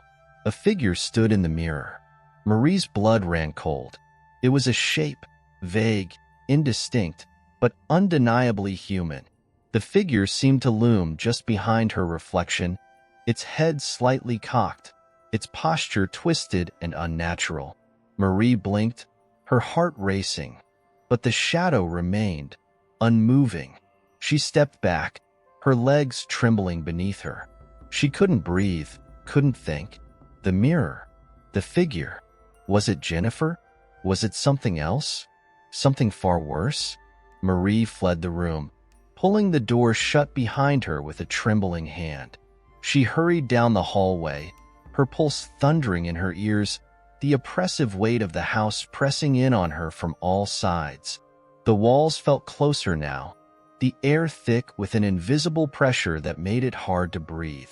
The shadows stretched toward her, dark fingers that seemed to want to drag her back to that room, to the mirror and the figure waiting inside. She slipped back into her bedroom, her hands shaking as she closed the door behind her. Thomas still slept soundly, unaware of the terror that gripped her. She climbed back into bed, pulling the blankets tightly around her as though they could protect her from the darkness that had seeped into their lives. The tapping returned. This time, it was closer. Marie lay perfectly still, her heart pounding in her chest, her eyes wide as she stared at the ceiling. The sound echoed through the room, a soft, rhythmic beat that seemed to grow louder with each passing second. It was coming from the walls, from the floor, everywhere at once, as though the house itself was alive and whispering to her. And then, just as suddenly as it had begun, the tapping stopped. The house fell silent once more, but Marie knew better than to relax. She could feel the presence still lurking just beyond the edge of her perception, waiting for her to slip, to let her guard down. The next morning, the house felt different, heavier. The boys were subdued, their faces pale and tired as they ate their breakfast in silence. Marie noticed the dark circles under Noah's eyes, the way Ethan kept glancing toward the hallway as though expecting something to jump out at him. They had felt it too, the weight of the night pressing down on them, the creeping unease that had settled into their home like a sickness. Marie busied herself with chores, trying to keep her hands occupied, her mind distracted, but the sense of dread clung to her, ever present, whispering at the edges of her consciousness. She couldn't escape it. Every room she entered felt wrong, as though she were intruding on something ancient and malevolent. The walls seemed to close in around her, the air thick with a stifling pressure that made it hard to think. By the afternoon, Marie had reached her breaking point. She couldn't stand it any longer. The oppressive silence, the creeping shadows, the overwhelming feeling of being watched. She needed to leave, to get out of the house, if only for a little while. She gathered the boys, bundling them into their coats, and hurried them outside, her heart racing as they stepped into the cool air of the late afternoon. The relief was immediate. Outside, the world felt normal again. The air was fresh, the sky open and bright, and the oppressive weight of the house seemed to lift, if only slightly. The boys ran ahead, their laughter echoing through the yard as they chased each other around the trees. Marie watched them, her heart heavy with the knowledge that their joy was fleeting, that the darkness waiting inside the house would be there when they returned. She stayed outside as long as she could, but eventually, the sun began to dip below the horizon, and the cold crept in, forcing them back inside. The shadows lengthened as they approached the house, the familiar dread settling into Marie's chest once more. As she crossed the threshold, she felt it, a shift in the air, a sudden heaviness that made her heart race. Something had changed. The house had grown darker in her absence, the walls thicker, the silence more pronounced. She knew, deep down, that whatever was lurking in the shadows, whatever force had taken hold of their home, was growing stronger. And it was only a matter of time before it made its move. Chapter 9. Beneath the surface. The sky outside the house was a thick gray as Marie woke to the sound of her own heartbeat, thrumming in her ears like a warning. The air in the room felt stale, heavy, as if it had been trapped for days. She glanced at the clock. It was just before dawn. The house lay still, as if suspended in a fragile quiet, waiting for something to shatter the peace. Marie rolled out of bed slowly, her body aching from the tension that had become a constant companion. Her hand brushed against the blanket, the soft fabric feeling like sandpaper against her skin. She couldn't remember the last time she had slept through the night without waking in terror, her dreams plagued by shadowy figures, hollow-eyed and watching. She moved silently through the room, careful not to wake Thomas. His steady breathing was the only sound, but it didn't comfort her as it once had. She no longer believed that sleep was a refuge, not in this house. Sleep was where the nightmares waited, lurking in the corners of her mind, ready to swallow her whole. The hallway was darker than usual, the faint light from outside barely piercing through the curtains. Marie padded down the corridor, past the boys' rooms, her heart clenching as she listened to the soft breathing of Noah and Ethan behind their closed doors. They were still sleeping, unaware of the dread that thickened the air around them. She made her way downstairs, her bare feet cold against the wooden floor. The house groaned with its usual sounds, the creaks and sighs that had once seemed so normal but now filled her with dread. Every corner seemed to whisper, the shadows shifting as if something unseen was just out of sight, lurking, waiting. The kitchen was dim, the weak morning light filtering in through the window. Marie filled a kettle with water, her hands trembling slightly as she placed it on the stove. The quiet hiss of the burner felt too loud in the oppressive silence. She tried to focus on the simple task of making tea, but her mind kept drifting back to the guest room, to the mirror, to Jennifer, or whoever she was. The guest room had become a forbidden place in Marie's mind, a space that held too many secrets, too many horrors. She hadn't gone back since that night, but the presence of the mirror, of the shadow in the glass, still haunted her. The memory of it was like a dark stain, spreading through her thoughts, poisoning every moment of her waking life. The kettle began to whistle softly, pulling Marie from her thoughts. She poured the hot water into a cup, watching as the steam rose in delicate spirals. Her hands trembled as she lifted the cup to her lips, the warmth of the tea doing little to ease the cold that had settled in her bones. She couldn't shake the feeling that something was wrong, that something was building beneath the surface, waiting for the right moment to strike. The house had taken on a life of its own, and Jennifer was at the center of it. Marie knew that the woman wasn't who she claimed to be, but the extent of her deception, the true danger she posed, was still shrouded in mystery. The day passed in a blur of unease. Thomas left for work, his usual calm demeanor unaffected by the growing tension in the house.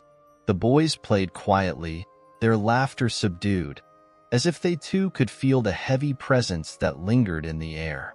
Marie tried to keep herself busy with chores, but every task felt like a distraction, a futile attempt to ignore the creeping sense of dread that had taken root in her chest. Jennifer moved through the house with her usual grace, her every action calm and measured. There was nothing outwardly threatening about her. To anyone else, she would have seemed like the perfect nanny, efficient and composed. But Marie saw the truth in the small moments, in the way Jennifer's eyes lingered on the boys for just a beat too long, or the way her hands moved with a deliberate slowness, as if savoring each action. By late afternoon, the feeling of unease had reached a boiling point.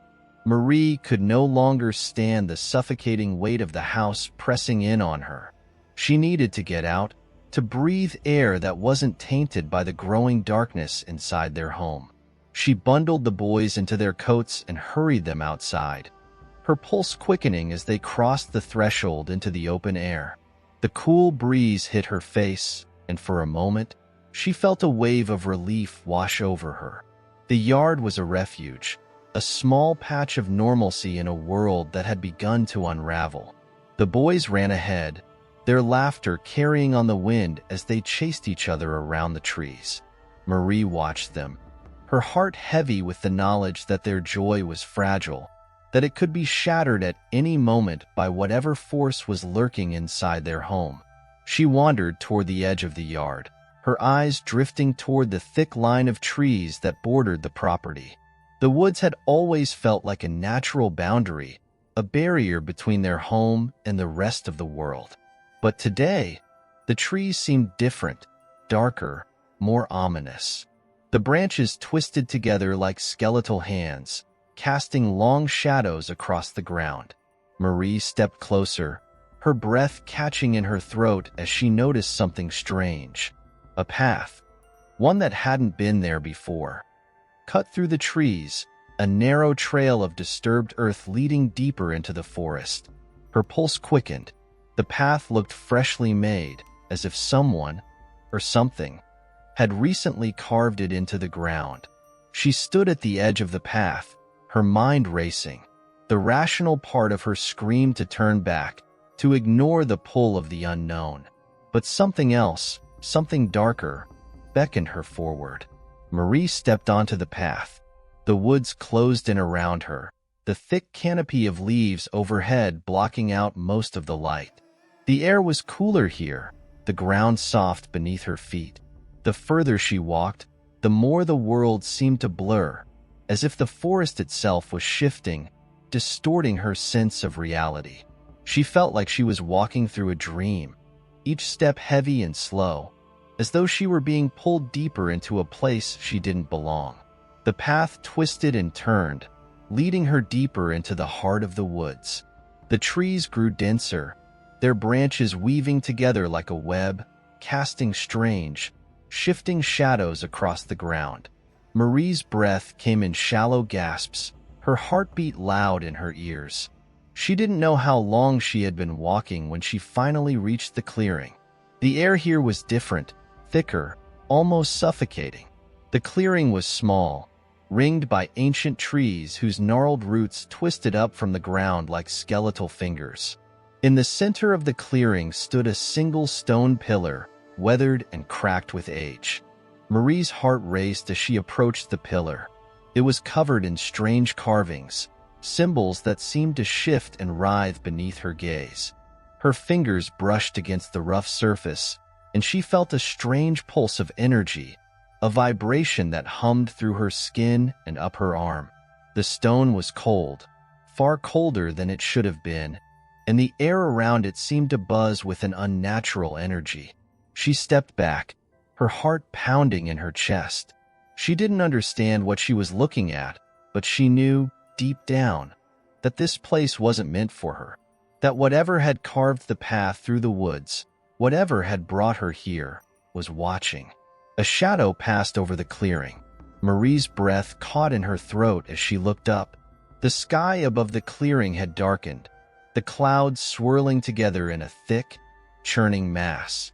The wind picked up, rustling the leaves around her, and she felt a cold shiver run down her spine. And then she heard it. A soft, rhythmic tapping. It echoed through the trees, faint at first but growing louder with each passing second. The same sound she had heard in the house, the sound that had haunted her nights, was now here, in the heart of the woods. It was coming from everywhere and nowhere at once, the steady beat of something ancient and unseen. Marie turned and fled. She ran down the path, her feet pounding against the soft earth, her breath coming in ragged gasps.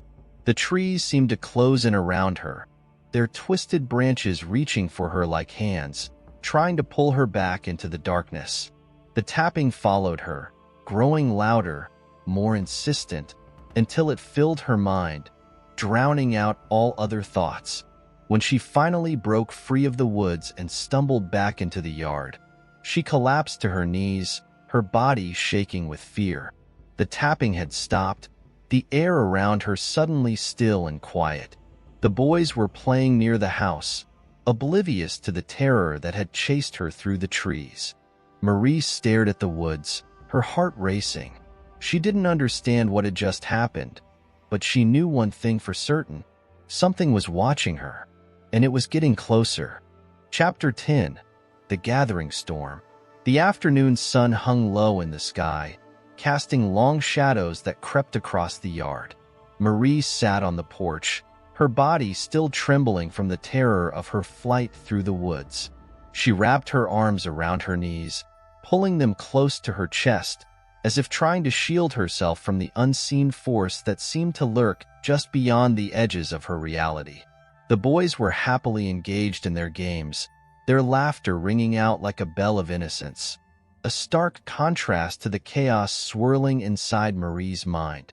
She forced herself to watch them, to appreciate this small moment of normalcy, but the warmth of the sun felt distant, like a memory that was slipping through her fingers. She needed to tell Thomas, needed to share the horror of her discovery, but the thought of how he would react made her stomach turn. He had been so focused on settling into their new life, on making the house feel like home. She didn't want to burden him with her fears, but the shadows were deepening, and she could no longer ignore them. As the evening settled in, the sun dipped below the horizon, painting the sky in hues of orange and purple. The air grew cooler, and Marie could feel the chill creeping back into her bones. She stood up, stretching her legs, and wandered inside, leaving the sounds of the boys behind her. The house welcomed her back with its familiar creaks and groans, but now it felt different, charged, alive in a way that was unsettling. The scent of dinner wafted from the kitchen, a comforting aroma that momentarily distracted her from her growing unease.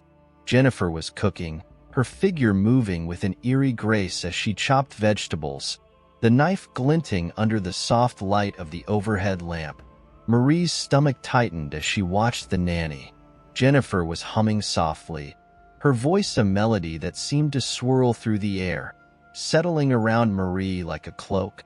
It was beautiful but dissonant, a reminder of the darkness that had seeped into their lives. "Is everything okay?" Jennifer asked without looking up, her tone light, but the way she held the knife made Marie hesitate. The gleam of the blade reflected an unsettling flicker, like a warning light pulsing in the back of her mind. Marie forced a smile, masking the turmoil within. She nodded and turned away, making her way to the living room where the boys were playing on the floor, their small figures surrounded by colorful toys. She felt the warmth of their presence, but even this comfort was tinged with unease. The games they played felt too loud, too innocent, contrasting sharply with the weight of her thoughts. As the evening wore on, the family gathered around the dining table, the clatter of plates and forks filling the air. Marie forced herself to participate, to engage in the mundane rituals of dinner, but her mind kept drifting back to the woods, to the stone pillar and the echoing tapping. She couldn't shake the feeling that the house was closing in on them, that the walls were shifting, whispering secrets she was not meant to hear. After dinner, the boys scampered off to wash their hands, their laughter echoing in the hallway. Marie stayed behind, stealing a glance at Jennifer, who was tidying up the remnants of the meal. The nanny's movements were fluid, almost hypnotic, as she scrubbed the dishes, her focus unwavering. It was unsettling to watch, the way she lost herself in the task, as if the world around her faded into nothing. Marie's gaze drifted to the window, where the darkness had settled like a heavy blanket. Outside, the trees swayed gently in the breeze, their branches reaching for the sky. But the woods were no longer a comforting presence. They felt like a barrier, a boundary that separated her from safety. Once the boys returned, Marie insisted they settle down for the night. She tucked them into bed, pulling the covers snugly around their small bodies, watching as their eyelids fluttered closed, the innocence of sleep washing over them. She felt a pang of guilt for the fear that had taken root in her heart. They deserved to feel safe and loved, but the shadows loomed ever closer. Downstairs, the atmosphere had shifted. The air felt heavy with an unseen tension, and Marie moved cautiously into the living room, the flickering light of the fireplace casting long shadows across the walls. Jennifer was already there, seated on the couch, her gaze fixed on the flames. The shadows danced around her, illuminating her features in a way that felt almost otherworldly. "Are you all right, Marie?" Jennifer asked, her voice smooth and unhurried. The question hung in the air, heavy with implication. Marie hesitated, the words caught in her throat. She was not all right. Not since they had moved in. Not since she had glimpsed the darkness lurking just beneath the surface. Instead of answering, she moved to the window, pretending to admire the view of the yard, the moonlight casting silver beams over the grass. As she stared outside, her thoughts drifted back to the woods. She could almost hear the tapping again, that rhythmic echo calling to her from the depths of the trees. The urge to return to the clearing gnawed at her insides, pulling her with an irresistible force. But she fought against it, knowing that stepping back into that world was a step away from her family, away from safety. The night stretched on, and the tension in the house grew thicker, wrapping around her like a shroud. Marie felt the weight of Jennifer's gaze on her, felt the probing scrutiny that made her skin crawl. She needed to break the spell, to escape the suffocating atmosphere that pressed in on her. "Maybe I'll take a walk," she announced abruptly, the words escaping before she could stop them. It was a flimsy excuse, but it felt necessary, a way to reclaim some semblance of control. Jennifer's expression remained unreadable, but the flicker of a smile played at the corners of her lips. "Be careful," she replied, her tone strangely light, like a gentle breeze rustling through the trees. Marie stepped outside, the cool air washing over her as she closed the door behind her. She took a deep breath, filling her lungs with the scent of damp earth and grass. The night was serene, the moon a glowing orb in the sky, illuminating the yard with a soft light. But as she looked toward the woods, her heart raced. The darkness beyond the trees felt alive, pulsing with an energy that sent shivers down her spine. She took a few tentative steps toward the edge of the yard, her pulse quickening with every footfall. The path she had found earlier seemed to beckon to her, a siren call promising answers to the questions that plagued her. But fear gnawed at her, a primal instinct warning her against the pull of the unknown.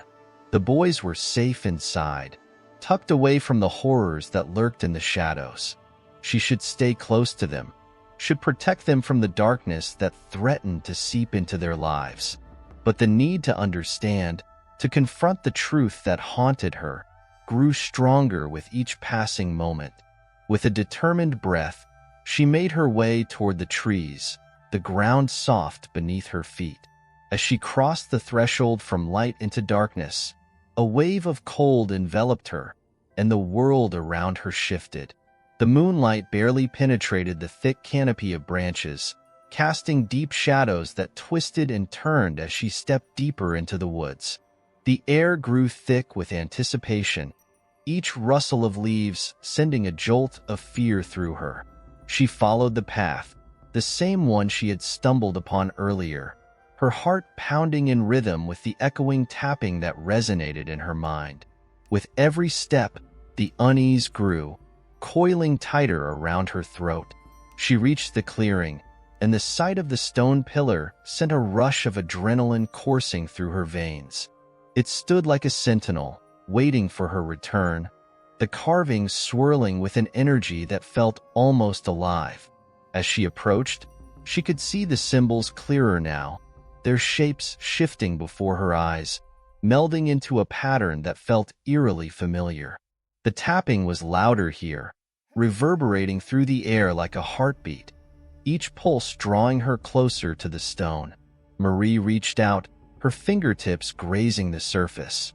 The coldness seeped into her skin, a shock that sent a jolt through her entire being. Suddenly, the world around her faded, and she was consumed by a vision. A flash of memories not her own, flickering images of a life intertwined with darkness, of a girl lost to madness and manipulation. Then came a rush of faces, some familiar, some strange, all swirling together in a tempest of emotion. Marie was overwhelmed, the intensity of the images crashing over her like a tidal wave. In that moment, she understood. This was not just a place of darkness. It was a nexus, a point where past and present collided, where the energy of everything that had happened in this house gathered to seep into her very being. The truth of her situation unfurled before her, laying bare the tangled web of deceit and danger that surrounded her. She stumbled back, the weight of the revelation pressing down on her like a suffocating shroud. The tapping ceased, replaced by a silence so profound that it buzzed in her ears.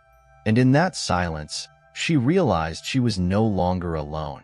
A presence lingered in the clearing, invisible yet palpable, a shadow that slithered just beyond her line of sight. The hair on the back of her neck prickled, and she turned, her heart racing, searching the darkness for a sign of what lurked within. But there was nothing, just the whispering trees and the oppressive silence. Fear gripped her heart as she backed away, her instinct screaming for her to flee. She turned and ran, her feet pounding against the ground, the woods closing in around her like a shroud. The darkness pressed in, the trees bending and twisting as if they were alive, hungry for her to join them. The path blurred before her eyes, the world collapsing into shadows as she fought against the suffocating pull of the forest. Marie burst through the trees and back into the yard, her breath coming in ragged gasps. The house stood before her, a beacon of light against the encroaching darkness, but it felt different now, tainted, a reflection of the turmoil that had settled deep within her. She rushed inside, slamming the door behind her, sealing out the terror that had threatened to consume her. But as she leaned against the door, the shadows in the house felt heavier, denser, as if they were aware of her return. The tapping resumed, a soft but steady rhythm echoing through the walls, intertwining with her racing heart. Marie sank to the floor, her body trembling as she fought to regain her composure. She couldn't shake the feeling that she was standing at the edge of something vast and dark, a storm brewing just beneath the surface. Something had awakened, and it was only a matter of time before it revealed itself. Chapter 11. Fractured Reflections. The first light of dawn broke through the curtains, casting soft golden rays across the room. Marie lay curled up on the living room floor, her body wrapped in a quilt, the remnants of the night's terror still clinging to her like a heavy fog. She could hear the faint stirrings of the house waking up around her, the low creaks of the floorboards, and the distant hum of the coffee maker in the kitchen. As the sun climbed higher, it began to push the shadows back, illuminating the space with a warmth that felt almost foreign. Marie pushed herself upright, rubbing her eyes and blinking against the sunlight. Her heart still raced from the remnants of her nightmarish journey through the woods, and the weight of the revelations loomed over her like a storm cloud, threatening to break. The boys were already awake, their laughter drifting in from the backyard. She could hear them racing around, their energy an intoxicating reminder of the joy that existed in the world, even in the face of darkness. With a deep breath, she forced herself to stand, determined to embrace this moment of normalcy despite the chaos swirling in her mind. Marie padded to the kitchen, the familiar scent of freshly brewed coffee wrapping around her like a comforting blanket. Jennifer was there, moving with effortless grace, pouring a cup and setting it down on the counter. She turned as Marie entered, her smile bright and disarming, but it felt almost too perfect, too rehearsed. "Good morning, Marie. You're up early," Jennifer chirped, her voice bright, cutting through the morning stillness. Marie smiled weakly in response, the unease creeping back into her chest. She busied herself at the sink, filling a glass with water, trying to shake off the sensation that lingered around Jennifer. The air felt thick, charged with an energy that crackled just beneath the surface. The boys burst through the back door, their cheeks flushed from play, and Marie turned to face them, allowing their youthful exuberance to wash over her. They raced to the kitchen, and as they reached for their breakfast, she felt a momentary sense of relief. But the comfort was fleeting. Even in the warmth of the kitchen, a chill slithered down her spine. As she prepared their plates, she couldn't shake the feeling that she was being watched, that a pair of unseen eyes was tracking her every move.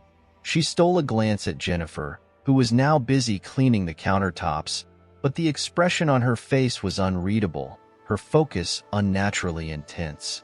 After breakfast, Marie sent the boys outside to play, hoping the fresh air would lift their spirits. She lingered at the window, watching them dash around the yard, their laughter ringing out like music. For a moment, she felt a flicker of hope, a reminder of the joy that filled their lives before the shadows had seeped in. But then she felt it again, the prickling sensation of being watched. It was more than just a feeling. It was an instinct that twisted in her gut, a warning that she was not alone in this house. Marie turned slowly, her heart pounding, and met Jennifer's gaze. The nanny was standing just a few feet away, a disconcerting smile on her face, her eyes glimmering with an intensity that sent shivers down Marie's spine. "Everything okay, Marie?" Jennifer asked, her voice smooth as silk, but the underlying current felt ominous, as if she were testing the waters. Marie nodded stiffly, forcing a smile in return. "Yes, just keeping an eye on the boys."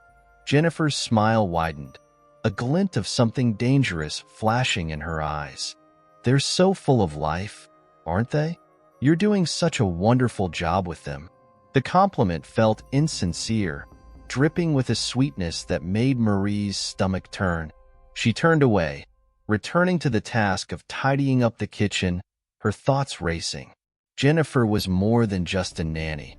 She was a shadow, an ever-present entity in their lives, and the weight of that knowledge felt suffocating. As the morning wore on, Marie decided to take action. She needed to confront the feeling that had taken root in her heart, needed to unearth the truth lurking beneath the surface. She couldn't ignore the oddities that surrounded Jennifer, nor could she dismiss the gnawing fear that had begun to unfurl within her. After lunch, while the boys were occupied with their toys, Marie made her way to the attic, a part of the house she had yet to explore. Dust danced in the sunlight as she ascended the creaking stairs, the air growing colder with each step.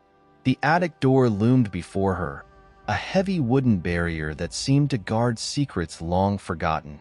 Taking a deep breath, she pushed it open, the hinges groaning in protest. The attic was dimly lit, filled with cobwebs and the musty scent of forgotten memories. Boxes were stacked haphazardly against the walls, their contents hidden from view, shrouded in a veil of dust. As she stepped inside, a shiver raced down her spine, the atmosphere thick with the weight of history. The space felt like a tomb, a collection of remnants from the past that whispered of sorrow and loss. She could almost hear the echoes of laughter, the remnants of life that had once thrived within these walls. Marie moved cautiously, running her fingers along the surfaces of the boxes, brushing aside the dust that had settled over the years. She felt drawn to a large trunk in the corner, its leather surface cracked and weathered. With a deep breath, she knelt before it, her heart racing as she unclasped the locks and opened the lid. Inside, she found an assortment of old photographs, each one a glimpse into a life that had been lived long before her arrival. Faces smiled back at her, sepia-toned and faded, their eyes seeming to follow her every move. She pulled out a few photos, studying them closely, and a wave of nostalgia washed over her. But then she found something else, papers, yellowed with age and filled with delicate script. As she unfolded them, the words danced before her eyes, and a chill settled deep within her bones. They were letters written by her grandmother, detailing the family's history, the struggles they had faced, and the darkness that had lurked within their lineage. One letter, in particular, caught her attention. It spoke of a girl, a troubled soul who had once lived in this very house. The words were haunting, detailing the girl's descent into madness and the sinister forces that had driven her to the brink. The descriptions felt eerily familiar, echoing the sensations Marie had experienced since moving in. Marie's breath hitched in her throat as she continued to read. The girl had been lost to the woods, claimed by the shadows that had gathered there. The final lines sent a shiver coursing through her. Beware the whispers of the forest, for they lead to a darkness that consumes all who dare to follow. Marie felt the weight of the letter in her hands, the implications crashing over her like a wave. She had stumbled upon something significant, something that connected her to the past in ways she couldn't fully comprehend. The shadows were not just figments of her imagination. They were a part of the legacy of this house, a thread woven into her family's history. With trembling hands, she folded the letter and placed it back in the trunk, her mind racing. The pieces were starting to come together, but the picture they painted was dark and foreboding. She needed to confront Jennifer, needed to dig deeper into the secrets that lingered in the corners of the house. As she made her way back downstairs, a sense of urgency propelled her forward.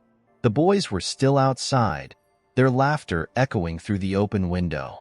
But she knew that the danger was real, that it was creeping ever closer, waiting for the right moment to strike. The moment she stepped into the living room, she froze. Jennifer was there, seated on the couch, her fingers entwined as she watched Marie with an intensity that sent chills down her spine. "Everything all right, Marie?" she asked, her voice smooth but laced with an underlying tension that was impossible to ignore. Marie hesitated, her mind racing as she weighed her options. The knowledge she had uncovered felt like a weapon, a truth that could either save her or destroy her. She needed to tread carefully, to navigate this treacherous landscape without alerting Jennifer to the growing storm brewing inside her. "Yes, just exploring," she replied, forcing a smile that felt strained. "Ah, the attic can be quite the adventure," Jennifer replied, her eyes gleaming. So many stories to uncover. Marie nodded, her stomach twisting. The conversation felt like a game of chess, each move calculated and strategic. She needed to find a way to protect her family while also unraveling the web of deceit that Jennifer had spun around them. As she settled onto the couch across from Jennifer, she couldn't shake the feeling that the battle had only just begun, that the shadows lurking in the corners of the house were more than just memories. They were a harbinger of the chaos that lay ahead. The storm was gathering, and Marie was standing at the eye of it, caught between the past and the future, between the light and the darkness. And she knew that she would have to fight for her family, for their safety, even if it meant confronting the terrifying truth that had haunted her from the very beginning. Chapter 12. The Unraveling. The afternoon sun poured through the windows, casting warm golden hues across the living room. Marie sat across from Jennifer, the tension between them thick and palpable, as if the air itself held its breath, anticipating the storm that brewed just beneath the surface. Marie's heart raced as she fought to maintain her composure, aware that Jennifer's gaze was unwavering, almost predatory. As Marie feigned casual interest in a nearby decorative item, she couldn't shake the sensation that Jennifer was peeling back the layers of her mind, digging deeper into her thoughts. Every smile from Jennifer felt like a subtle manipulation, a dangerous game played by a master strategist. The comforting familiarity of their home felt like a distant memory, replaced by the anxiety that clawed at Marie's insides. The boys remained blissfully unaware of the tempest that swirled around them. They chased each other in the backyard, their laughter a beautiful symphony that brought a fleeting smile to Marie's lips. But as she watched, her heart twisted with the knowledge that their sanctuary was under siege. She had to protect them, but from what? From whom?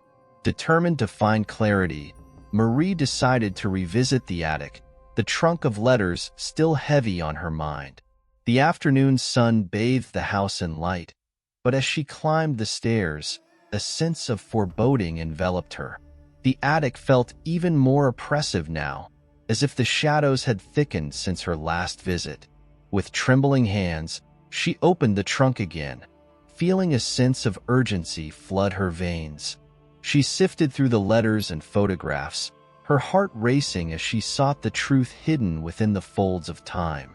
Each letter she read deepened her sense of dread, revealing stories of madness and loss, families torn apart by darkness that seemed to seep through the walls of the house.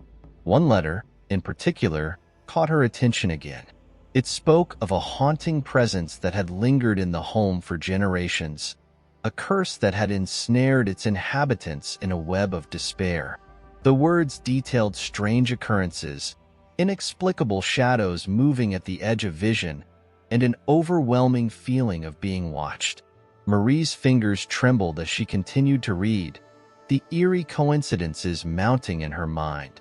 Her grandmother had written about a young girl in the family who had vanished into the woods, consumed by the very darkness that now seemed to threaten her own family.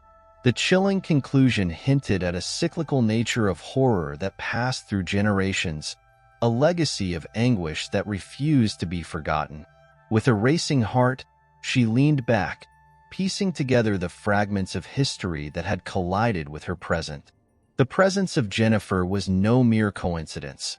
It felt as if the house itself had orchestrated this unraveling, bringing the two women together to fulfill an ominous prophecy. As she closed the trunk, the weight of her discoveries felt heavier than ever. She needed to confront Jennifer, to uncover the truth behind the mask of calm that the young woman wore so effortlessly. But the fear of what she might uncover stopped her cold. What if Jennifer was not just a manipulative psychopath, but something far more sinister? Taking a deep breath, she resolved to be cautious. Perhaps she could gather more information, discover something that would give her the upper hand. But as she stepped away from the trunk, a noise shattered her thoughts. A soft, almost imperceptible whisper floated through the air, curling around her like smoke. Marie froze, the whispering curling around her thoughts, echoing the warnings she had read in the letters. The attic felt suffocating, the walls closing in as the shadows deepened. She strained to listen, her heart pounding, but the whisper faded, leaving an unsettling silence in its wake.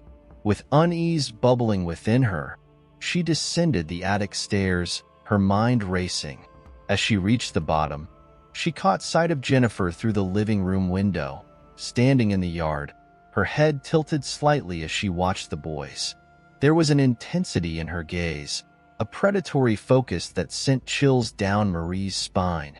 Marie felt her pulse quicken as she forced herself to step outside, the afternoon sun glaring down on her as she approached Jennifer.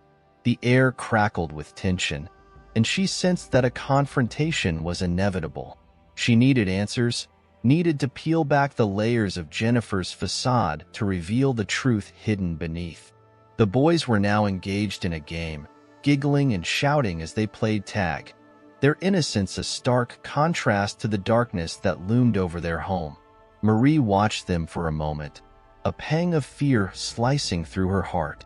How long could they remain oblivious to the danger that lurked just beyond their doorstep? As she stood beside Jennifer, who turned to her with an unsettling smile, Marie felt her resolve strengthen. The moment of truth had arrived. She was determined to uncover Jennifer's true intentions, to strip away the lies that had woven themselves into the fabric of her life. But before she could speak, Jennifer's gaze shifted to the boys, her expression softening in an almost unsettling way. "They're so full of joy," she said, her voice smooth and velvety, carrying an undertone that made Marie's skin crawl. "Such sweet little angels." Marie's heart raced as she felt the dread creep back in. There was something sinister lurking beneath Jennifer's admiration, an obsession that hinted at a darkness far more profound than mere manipulation. The unease settled deeper in her chest, a fear that coiled like a snake, ready to strike. "Marie, can I ask you something?"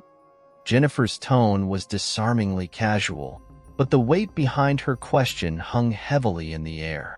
Marie's instincts screamed at her to tread carefully. She nodded slowly, waiting for the question that she knew would reveal something she wasn't prepared to hear. "Have you ever thought about how fragile happiness can be?" Jennifer asked, her eyes narrowing slightly, as if searching for a response hidden within Marie's silence. Marie's breath caught in her throat, the question reverberating through her mind. The past few days had shown her just how fragile their world truly was. She fought to maintain her composure, but the implications of Jennifer's words felt like a warning, a dark prophecy hanging over them. Before she could respond, the boys called out, their laughter cutting through the tension like a knife. Marie turned to them, momentarily grateful for their innocence, but as she glanced back at Jennifer, the young woman's smile had transformed. It was a smile that sent shivers down Marie's spine, a smile that suggested something sinister lurked just beneath the surface. The atmosphere shifted as Marie felt the weight of their connection, an unspoken bond that intertwined their fates. She needed to break free from this entanglement, to sever the ties that threatened to bind her family to Jennifer's darkness. With a sudden determination, Marie turned her back on Jennifer, walking away towards the boys. She wouldn't let fear dictate her actions. She would gather her family, protect them, and uncover the truth no matter what it took. The boys squealed with delight, their laughter pulling Marie from the brink of despair. As she watched them play, she felt a flicker of hope ignite within her, a promise that she would do whatever it took to shield them from the encroaching darkness. But even as she stood there, the weight of Jennifer's presence lingered at the edge of her consciousness, a specter that threatened to unravel everything she held dear.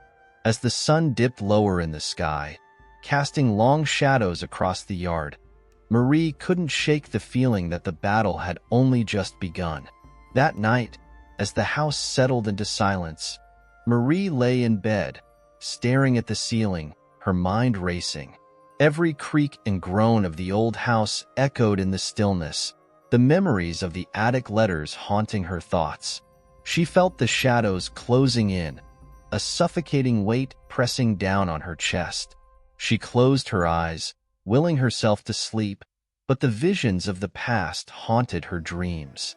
Whispers filled her ears, and faces from the photographs flickered before her, eyes pleading for her attention, warning her of the darkness that lurked just beyond her grasp. When morning finally broke, Marie awoke with a start, her heart racing. She knew she had to confront Jennifer. The veil of deception that had enveloped her family could no longer remain. But deep within her, an unsettling feeling churned. What if Jennifer was not just a danger to her family, but a part of something far more sinister, something that intertwined their fates forever? The shadows loomed larger than ever, and Marie knew that the unraveling had only just begun. Chapter 13. The Confrontation. The morning light filtered through the window, illuminating the dust motes swirling lazily in the air. Marie felt a weight settle on her chest as she prepared for the day ahead. The boys were still asleep, their soft breaths echoing from the next room. The calmness of the morning seemed deceptive, masking the storm that raged within her. After a restless night filled with nightmares and fragmented memories, Marie could no longer ignore the pull of confrontation. She had been passive for too long, allowing Jennifer's unsettling presence to infiltrate her home and her mind. Today would be different. Today, she would uncover the truth. As she tiptoed through the house, each creak of the floorboards sounded like a warning, a reminder of the hidden dangers lurking within the walls. The kitchen was quiet, the sun's rays spilling over the countertops, casting warm, golden light. But as Marie moved through the familiar space, it felt alien, charged with an energy that made her skin prickle. She filled a kettle with water, trying to focus on the mundane task, but her thoughts spiraled. How had she let it come to this? The joy of her children's laughter seemed like a distant echo, overshadowed by the gnawing dread that now occupied her mind. The kettle began to whistle, a shrill sound that cut through her thoughts. As she poured the steaming water over her tea leaves, she caught sight of herself in the reflection of the window. Her eyes looked tired, shadows beneath them betraying her sleepless nights. She didn't recognize the woman staring back at her. The warmth of motherhood had been replaced with an urgent need for self-preservation. Marie's mind wandered back to the letters, the sinister tales hidden within their pages. She had to confront Jennifer, but she also needed to protect her children. The attic had whispered warnings, a warning that resonated too deeply to ignore. The house itself seemed to hold its breath, as if waiting for the inevitable confrontation. Once the tea had steeped, she placed the cup down and took a moment to collect herself. She could hear the boys stirring in their room, their laughter bubbling up as they awoke to the new day. The sound anchored her, grounding her in the reality she fought to protect. With renewed determination, she walked toward the boys' room. As she pushed the door open, she was greeted by a chaotic scene. The boys were in a wrestling match on the bed, their faces lit up with pure joy. Marie felt a rush of warmth envelop her, but it was quickly overshadowed by a sense of urgency. She could not allow them to remain in ignorance of the danger that loomed over their lives. "All right, boys, time to get up," she called, her voice steady. They rolled around in giggles, momentarily distracted, but her heart raced with the knowledge that their happiness was precarious. As the boys jumped out of bed, Marie felt a wave of affection wash over her. She was fiercely protective of them, and the thought of losing them to Jennifer's influence sent shivers down her spine. But today, she would be their protector. Today, she would stand up for them. After breakfast, she turned her focus to Jennifer. The house felt like a battlefield, and Marie was determined to reclaim her territory. She remembered the way Jennifer had watched the boys, an unsettling intensity lurking beneath her smile.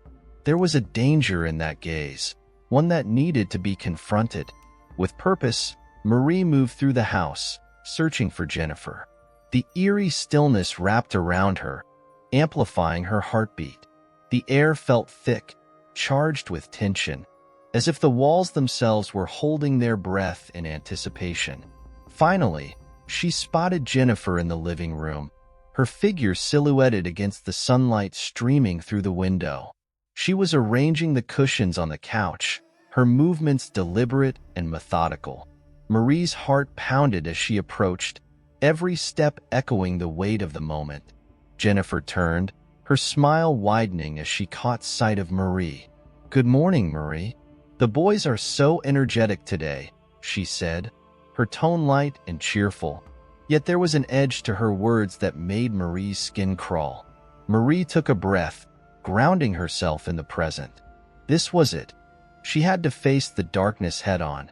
"We need to talk," she said silently, the thought hanging in the air like a thick fog. Jennifer tilted her head, her smile faltering slightly.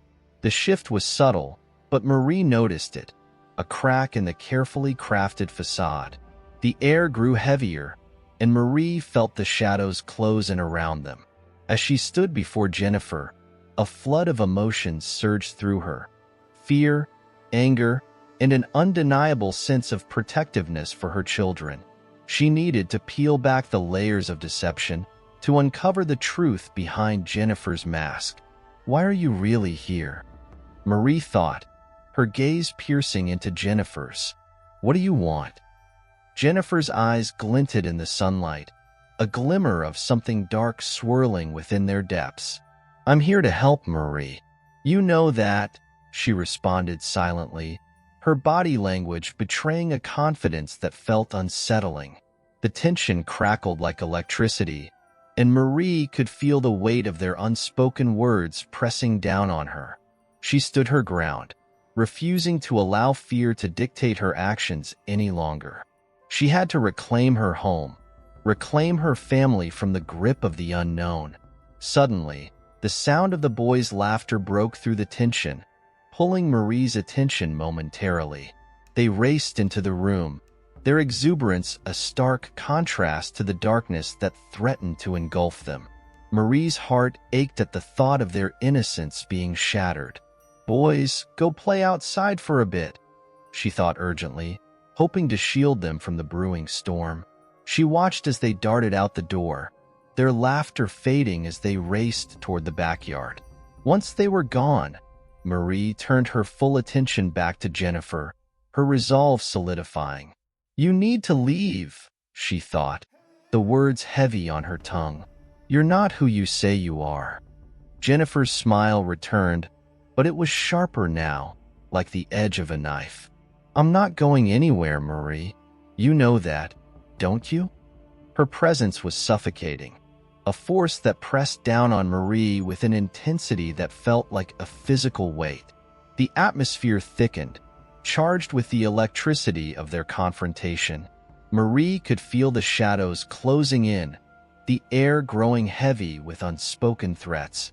She had to be strong. She had to protect her boys at all costs. In that moment, something shifted within Marie. She would not be a passive player in this twisted game. Her heart raced, fueled by a desperate need to reclaim her life, her home, and her family. As she squared her shoulders, a flicker of defiance ignited within her. The darkness that had crept into their lives would not win. She would confront Jennifer, expose the lies, and reclaim her sanctuary. With a final surge of determination, Marie stepped closer to Jennifer, their eyes locking in a silent battle of wills. The tension between them was palpable, electric, a standoff where only one could emerge victorious. Marie took a deep breath, ready to unleash the flood of emotion that had built within her, but before she could speak, the house seemed to tremble. A distant rumble echoed through the walls, a low growl that felt ominous, reverberating through the very foundation of the home. Both women froze, their eyes widening as the sound grew louder, a deep resonance that vibrated through the air. The atmosphere shifted, a palpable sense of dread filling the room. Shadows danced along the walls, stretching and contorting, as if the house itself was reacting to the confrontation. Marie's heart raced, panic clawing at her throat. Something was happening. A connection was being drawn between them, a dark energy that seemed to pulse with life. She felt an ancient weight within the house, a haunting history that intertwined with her own. "Leave us alone," Marie thought, her resolve hardening as she stared into Jennifer's eyes. But the response was not what she expected. Jennifer's smile widened, a sinister satisfaction dancing in her gaze. "You think you can get rid of me that easily?" she seemed to taunt, her presence now brimming with a confidence that felt almost supernatural. The shadows deepened, curling around them like tendrils reaching for something hidden. Marie's pulse quickened as she fought to maintain control, to resist the darkness that threatened to swallow her whole. In that moment, she realized that this was not just a battle against Jennifer. It was a battle against the very essence of the house, a malevolent force that sought to bind her to the past. With renewed determination, Marie steeled herself. She had to stand strong, not only for herself but for her children. The battle was far from over, and she was prepared to fight tooth and nail to reclaim her life from the clutches of darkness. As the echoes of the house reverberated around them, Marie understood that the true confrontation was yet to come. But with her heart ablaze with defiance, she resolved to uncover the truth, no matter the cost. She would not allow Jennifer to claim dominion over her family any longer. The stakes were higher than ever, and Marie was ready to face the impending storm. Chapter 14. The Crumbling Facade. The atmosphere in the house thickened, an invisible fog creeping into every corner, wrapping around Marie like a shroud. The confrontation with Jennifer had ignited a fire within her, but the remnants of dread lingered, gnawing at her resolve. She stood in the living room, her heart pounding, feeling the weight of the house pressing down on her shoulders. With the boys safely playing outside, Marie took a moment to collect herself. The oppressive silence of the house was unsettling, each second stretching into eternity. She felt as though the very walls were listening, their ancient wood absorbing her fears, feeding off her anxiety. After a few deep breaths, she resolved to investigate the attic once more. Perhaps it held more secrets, hidden truths that could help her understand the depth of Jennifer's manipulations and the house's dark history. She needed clarity, a tangible piece of evidence to arm herself against the encroaching shadows. Ascending the stairs felt like stepping into another world. Each creak of the staircase echoed ominously, a reminder of her vulnerability. The light from the window at the end of the hallway was dim, casting elongated shadows that seemed to dance on the walls, teasing her. Reaching the attic door, Marie hesitated, her hand poised over the doorknob. Memories of her grandmother flooded back, fragments of a past that now felt intertwined with the present. She could almost hear her grandmother's soft, comforting voice, warning her to tread carefully. With a deep breath, she turned the knob and pushed the door open. The attic yawned before her, a cavernous space filled with forgotten treasures and lingering dust. Cobwebs hung like delicate lace from the rafters, and the air was thick with the scent of aged wood and mildew. As Marie stepped inside, the floorboards creaked beneath her weight, a chorus of protests echoing in the silence. She scanned the room, taking in the boxes piled high and the random items that told stories of a life once lived. An old trunk caught her eye, its brass locks tarnished and dull, standing defiantly in the corner like a sentinel guarding its secrets. Approaching the trunk, Marie felt a mixture of trepidation and curiosity. She knelt beside it, her fingers tracing the grain of the wood, feeling its history pulse beneath her touch. Was this trunk connected to the darkness that had seeped into her life? With a determined effort, she lifted the heavy lid. The hinges creaked in protest, echoing the tension building within her. Inside lay a jumble of letters, photographs, and trinkets, fragments of her grandmother's past. As she sifted through the contents, a sense of unease washed over her.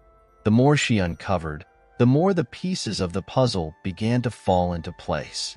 Among the letters, she found a stack tied with a faded ribbon. The top letter was addressed to her grandmother in elegant script, the ink slightly smudged, as if written in haste. Unraveling the ribbon, she unfolded the letter, her eyes scanning the words, her heart racing. The letter spoke of a woman, a nanny who had lived in the house many years ago, an enigmatic figure whose presence had seemed to bring both comfort and chaos. Whispers of a tragic incident floated through the ink, recounting how the nanny had vanished under mysterious circumstances, leaving behind a trail of devastation that haunted the family for generations. With each word, Marie felt the chilling grip of history tightening around her. The pieces fell into place. Jennifer wasn't just a manipulative nanny. She was the reincarnation of a darkness that had plagued this house. The story unfolded like a tapestry woven with threads of tragedy and despair, revealing a lineage of manipulation that had persisted through time. As she delved deeper, she discovered photographs that depicted her grandmother as a young woman, smiling beside the very same nanny, the warmth in their expressions contrasting sharply with the darkness that loomed behind them. Shadows danced in the background, dark and foreboding, as if they were sentinels guarding the secrets of the past. Marie's breath caught in her throat as she turned the pages of the old scrapbook. Each photograph told a story, revealing the camaraderie that had slowly soured into something sinister. The nanny's smile morphed into a grimace in the final photographs, her eyes reflecting a madness that chilled Marie to her core. The attic felt smaller, the walls closing in around her as she uncovered more letters. Letters filled with despair and warnings. Each message warned against the allure of the caretaker, a charming facade that concealed a dangerous heart. Marie could almost hear the echoes of her grandmother's caution, a plea that transcended time. Suddenly, a sound shattered the silence, a soft creaking, almost like a whisper. Marie froze, her heart pounding in her chest. She glanced toward the attic door, her senses heightened. The air shifted, heavy with anticipation, as if the house itself was alive, watching, waiting. Gathering her courage, she turned back to the trunk, rummaging through the contents with a desperate urgency. Perhaps there was something here that could help her break Jennifer's hold, something that would reveal the truth and expose the twisted web of deceit. Then, at the bottom of the trunk, her fingers brushed against something cold and metallic. Pulling it out, she realized it was an old key, intricately designed, its surface tarnished with age but still glimmering with potential. The key felt heavy in her palm, a tangible link to the mysteries hidden within the house. As she held it up, a sense of purpose surged through her. This key could be the answer to uncovering more secrets, perhaps unlocking a door to confront Jennifer directly. But first, she needed to confront the memories that had haunted her grandmother, the darkness that had seeped into their lives. With the key clutched tightly in her fist, Marie stood, determination coursing through her veins. She would not be a victim of the past. She would reclaim her home and protect her family from the shadows that threatened to engulf them. Stepping out of the attic, she could feel the air shift around her, an electric tension pulsing as if the house was aware of her newfound resolve. The sunlight flooded the hallway, illuminating the path before her. With each step, she felt lighter, more empowered, as though the weight of the past was beginning to lift. As she descended the stairs, her heart raced with anticipation. She needed to confront Jennifer, to wield the truth as her weapon against the encroaching darkness. The weight of history pressed against her back, urging her forward.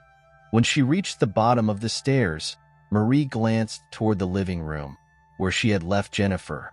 The silence hung thick in the air, the absence of the boys' laughter amplifying the tension. Marie's resolve solidified. She would not allow fear to dictate her actions any longer.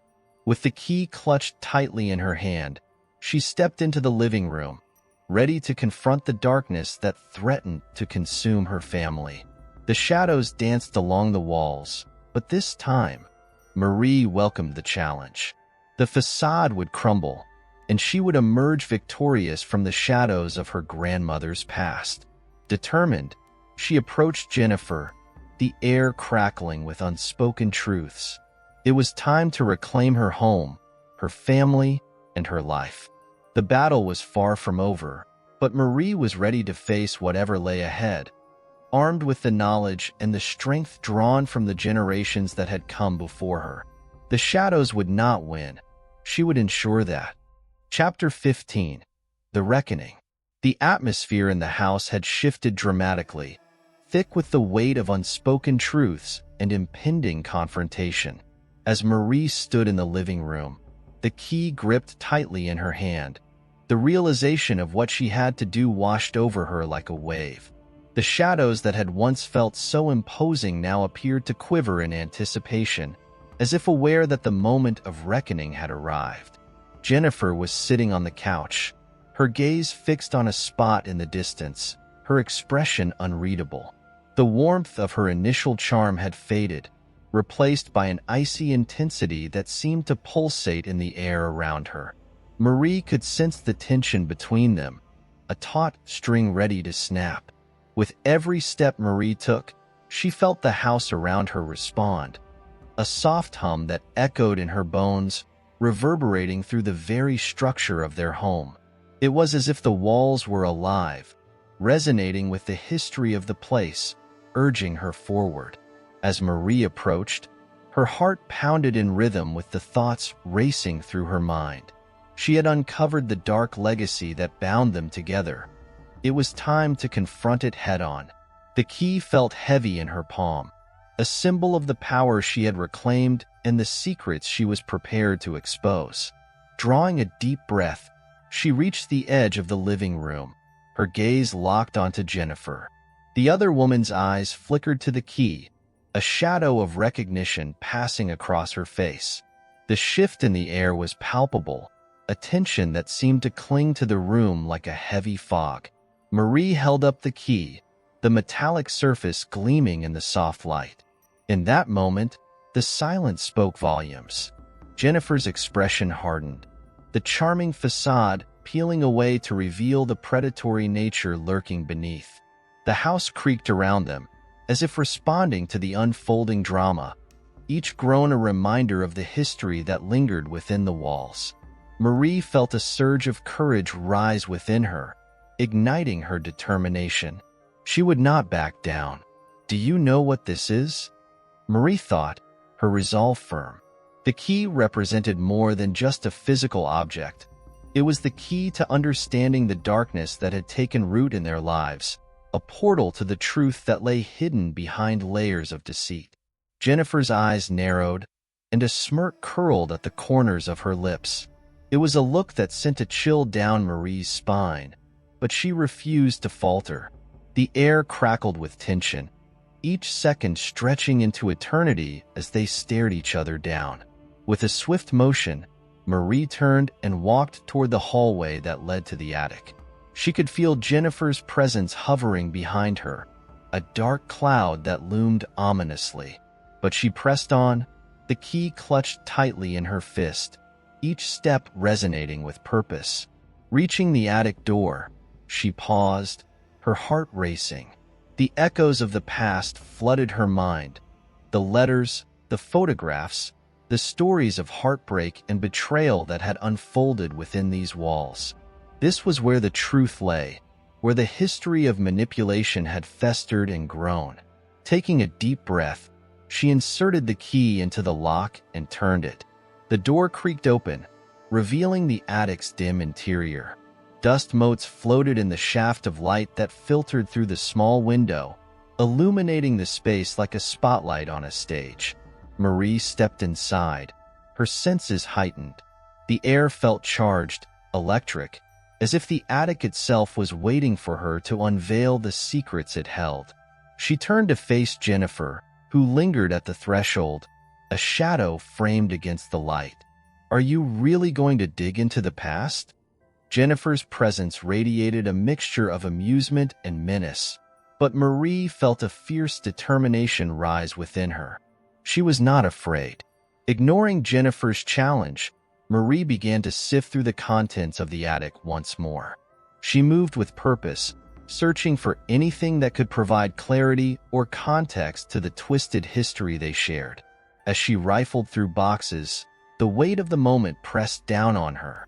Each item she uncovered felt like a thread in a larger tapestry, weaving a story that connected generations of women trapped in cycles of manipulation. She found more letters. Their ink faded, but the urgency of the words still clear. They spoke of the dangers of allowing someone like Jennifer into their lives, the chaos that followed in her wake. With each discovery, the truth unfurled like a dark flower, revealing the roots of despair that had taken hold.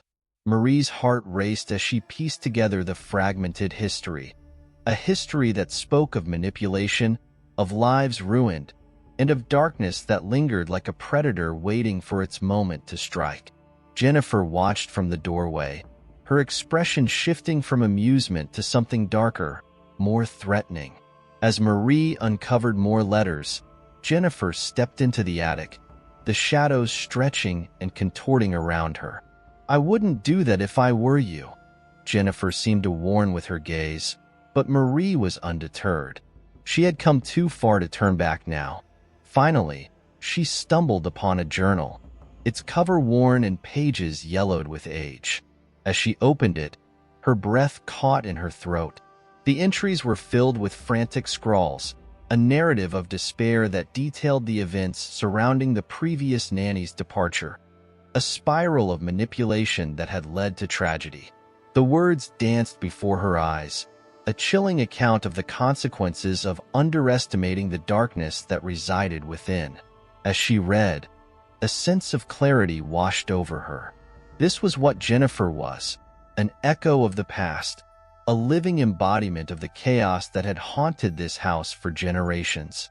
Marie's heart raced as the final pieces clicked into place. The shadows that had once felt intimidating now seemed to quiver with recognition, echoing the history that had been buried beneath the surface. She understood now that Jennifer was not just a threat to her family. She was a manifestation of the unresolved pain that lingered within the walls. With newfound determination, Marie closed the journal, her grip tightening around it. She turned to face Jennifer, who stood poised, her expression now a mask of anger and disbelief. The darkness in the room deepened, but Marie stood her ground, feeling the weight of the past and the present collide. "You don't belong here," she thought, her resolve solidifying. Not anymore. The air thickened as they locked eyes, a silent battle unfolding between them. Marie could feel the shadows swirling around them, drawn to the confrontation, hungry for resolution. She would not allow Jennifer to reclaim the power she had once held over this family. With a decisive motion, Marie raised the journal, holding it out like a shield. The pages trembled in her grip, and she stepped forward, refusing to allow fear to dictate her actions any longer. Jennifer's eyes flared with anger, a tempest brewing beneath the surface. "You think you can just erase the past?" she seemed to sneer, but the words held no power over Marie now. The energy in the room shifted, and Marie could feel the weight of history bearing down on them. "I am not afraid of you," Marie thought fiercely, her heart pounding with every word. The shadows whispered around them, echoing her defiance. She was ready to confront the darkness head-on, to reclaim her home and her family from the clutches of the past. In a sudden movement, Marie thrust the journal toward Jennifer, the pages fluttering like wings caught in a storm. The other woman recoiled, her expression morphing into a mask of rage and vulnerability. The shadows pulsed around them, as if drawn to the confrontation, eager for resolution. "You will not win," Marie thought, her heart racing as she stood her ground. The house seemed to shudder in response, an ancient energy awakening from its slumber, resonating with the fight that unfolded before it. In that moment, the tension reached a boiling point, and a tremor rippled through the floorboards, shaking the very foundations of the house. The air crackled with energy, the darkness closing in around them as the past and present collided in a chaotic symphony. Marie felt the weight of her ancestors' struggles behind her, their silent support propelling her forward. She would not allow the cycle of despair to continue. With each heartbeat, she felt the resolve of generations of women who had fought to reclaim their lives. As the shadows danced and twisted, Marie pushed forward, her voice rising in a silent crescendo, a declaration of her intent. The energy in the room shifted, drawing upon the strength of her defiance, the truth illuminated by the light of understanding. Jennifer faltered, her facade cracking as the weight of the past bore down upon her. Marie seized the moment, her heart racing with the knowledge that this confrontation could change everything. In one final act of defiance, Marie released the journal, letting it flutter to the floor between them. The impact reverberated through the room, and the shadows coiled around the book, as if drawn to the revelation it held. With the past laid bare, Marie felt a surge of power within her. The battle was not just against Jennifer.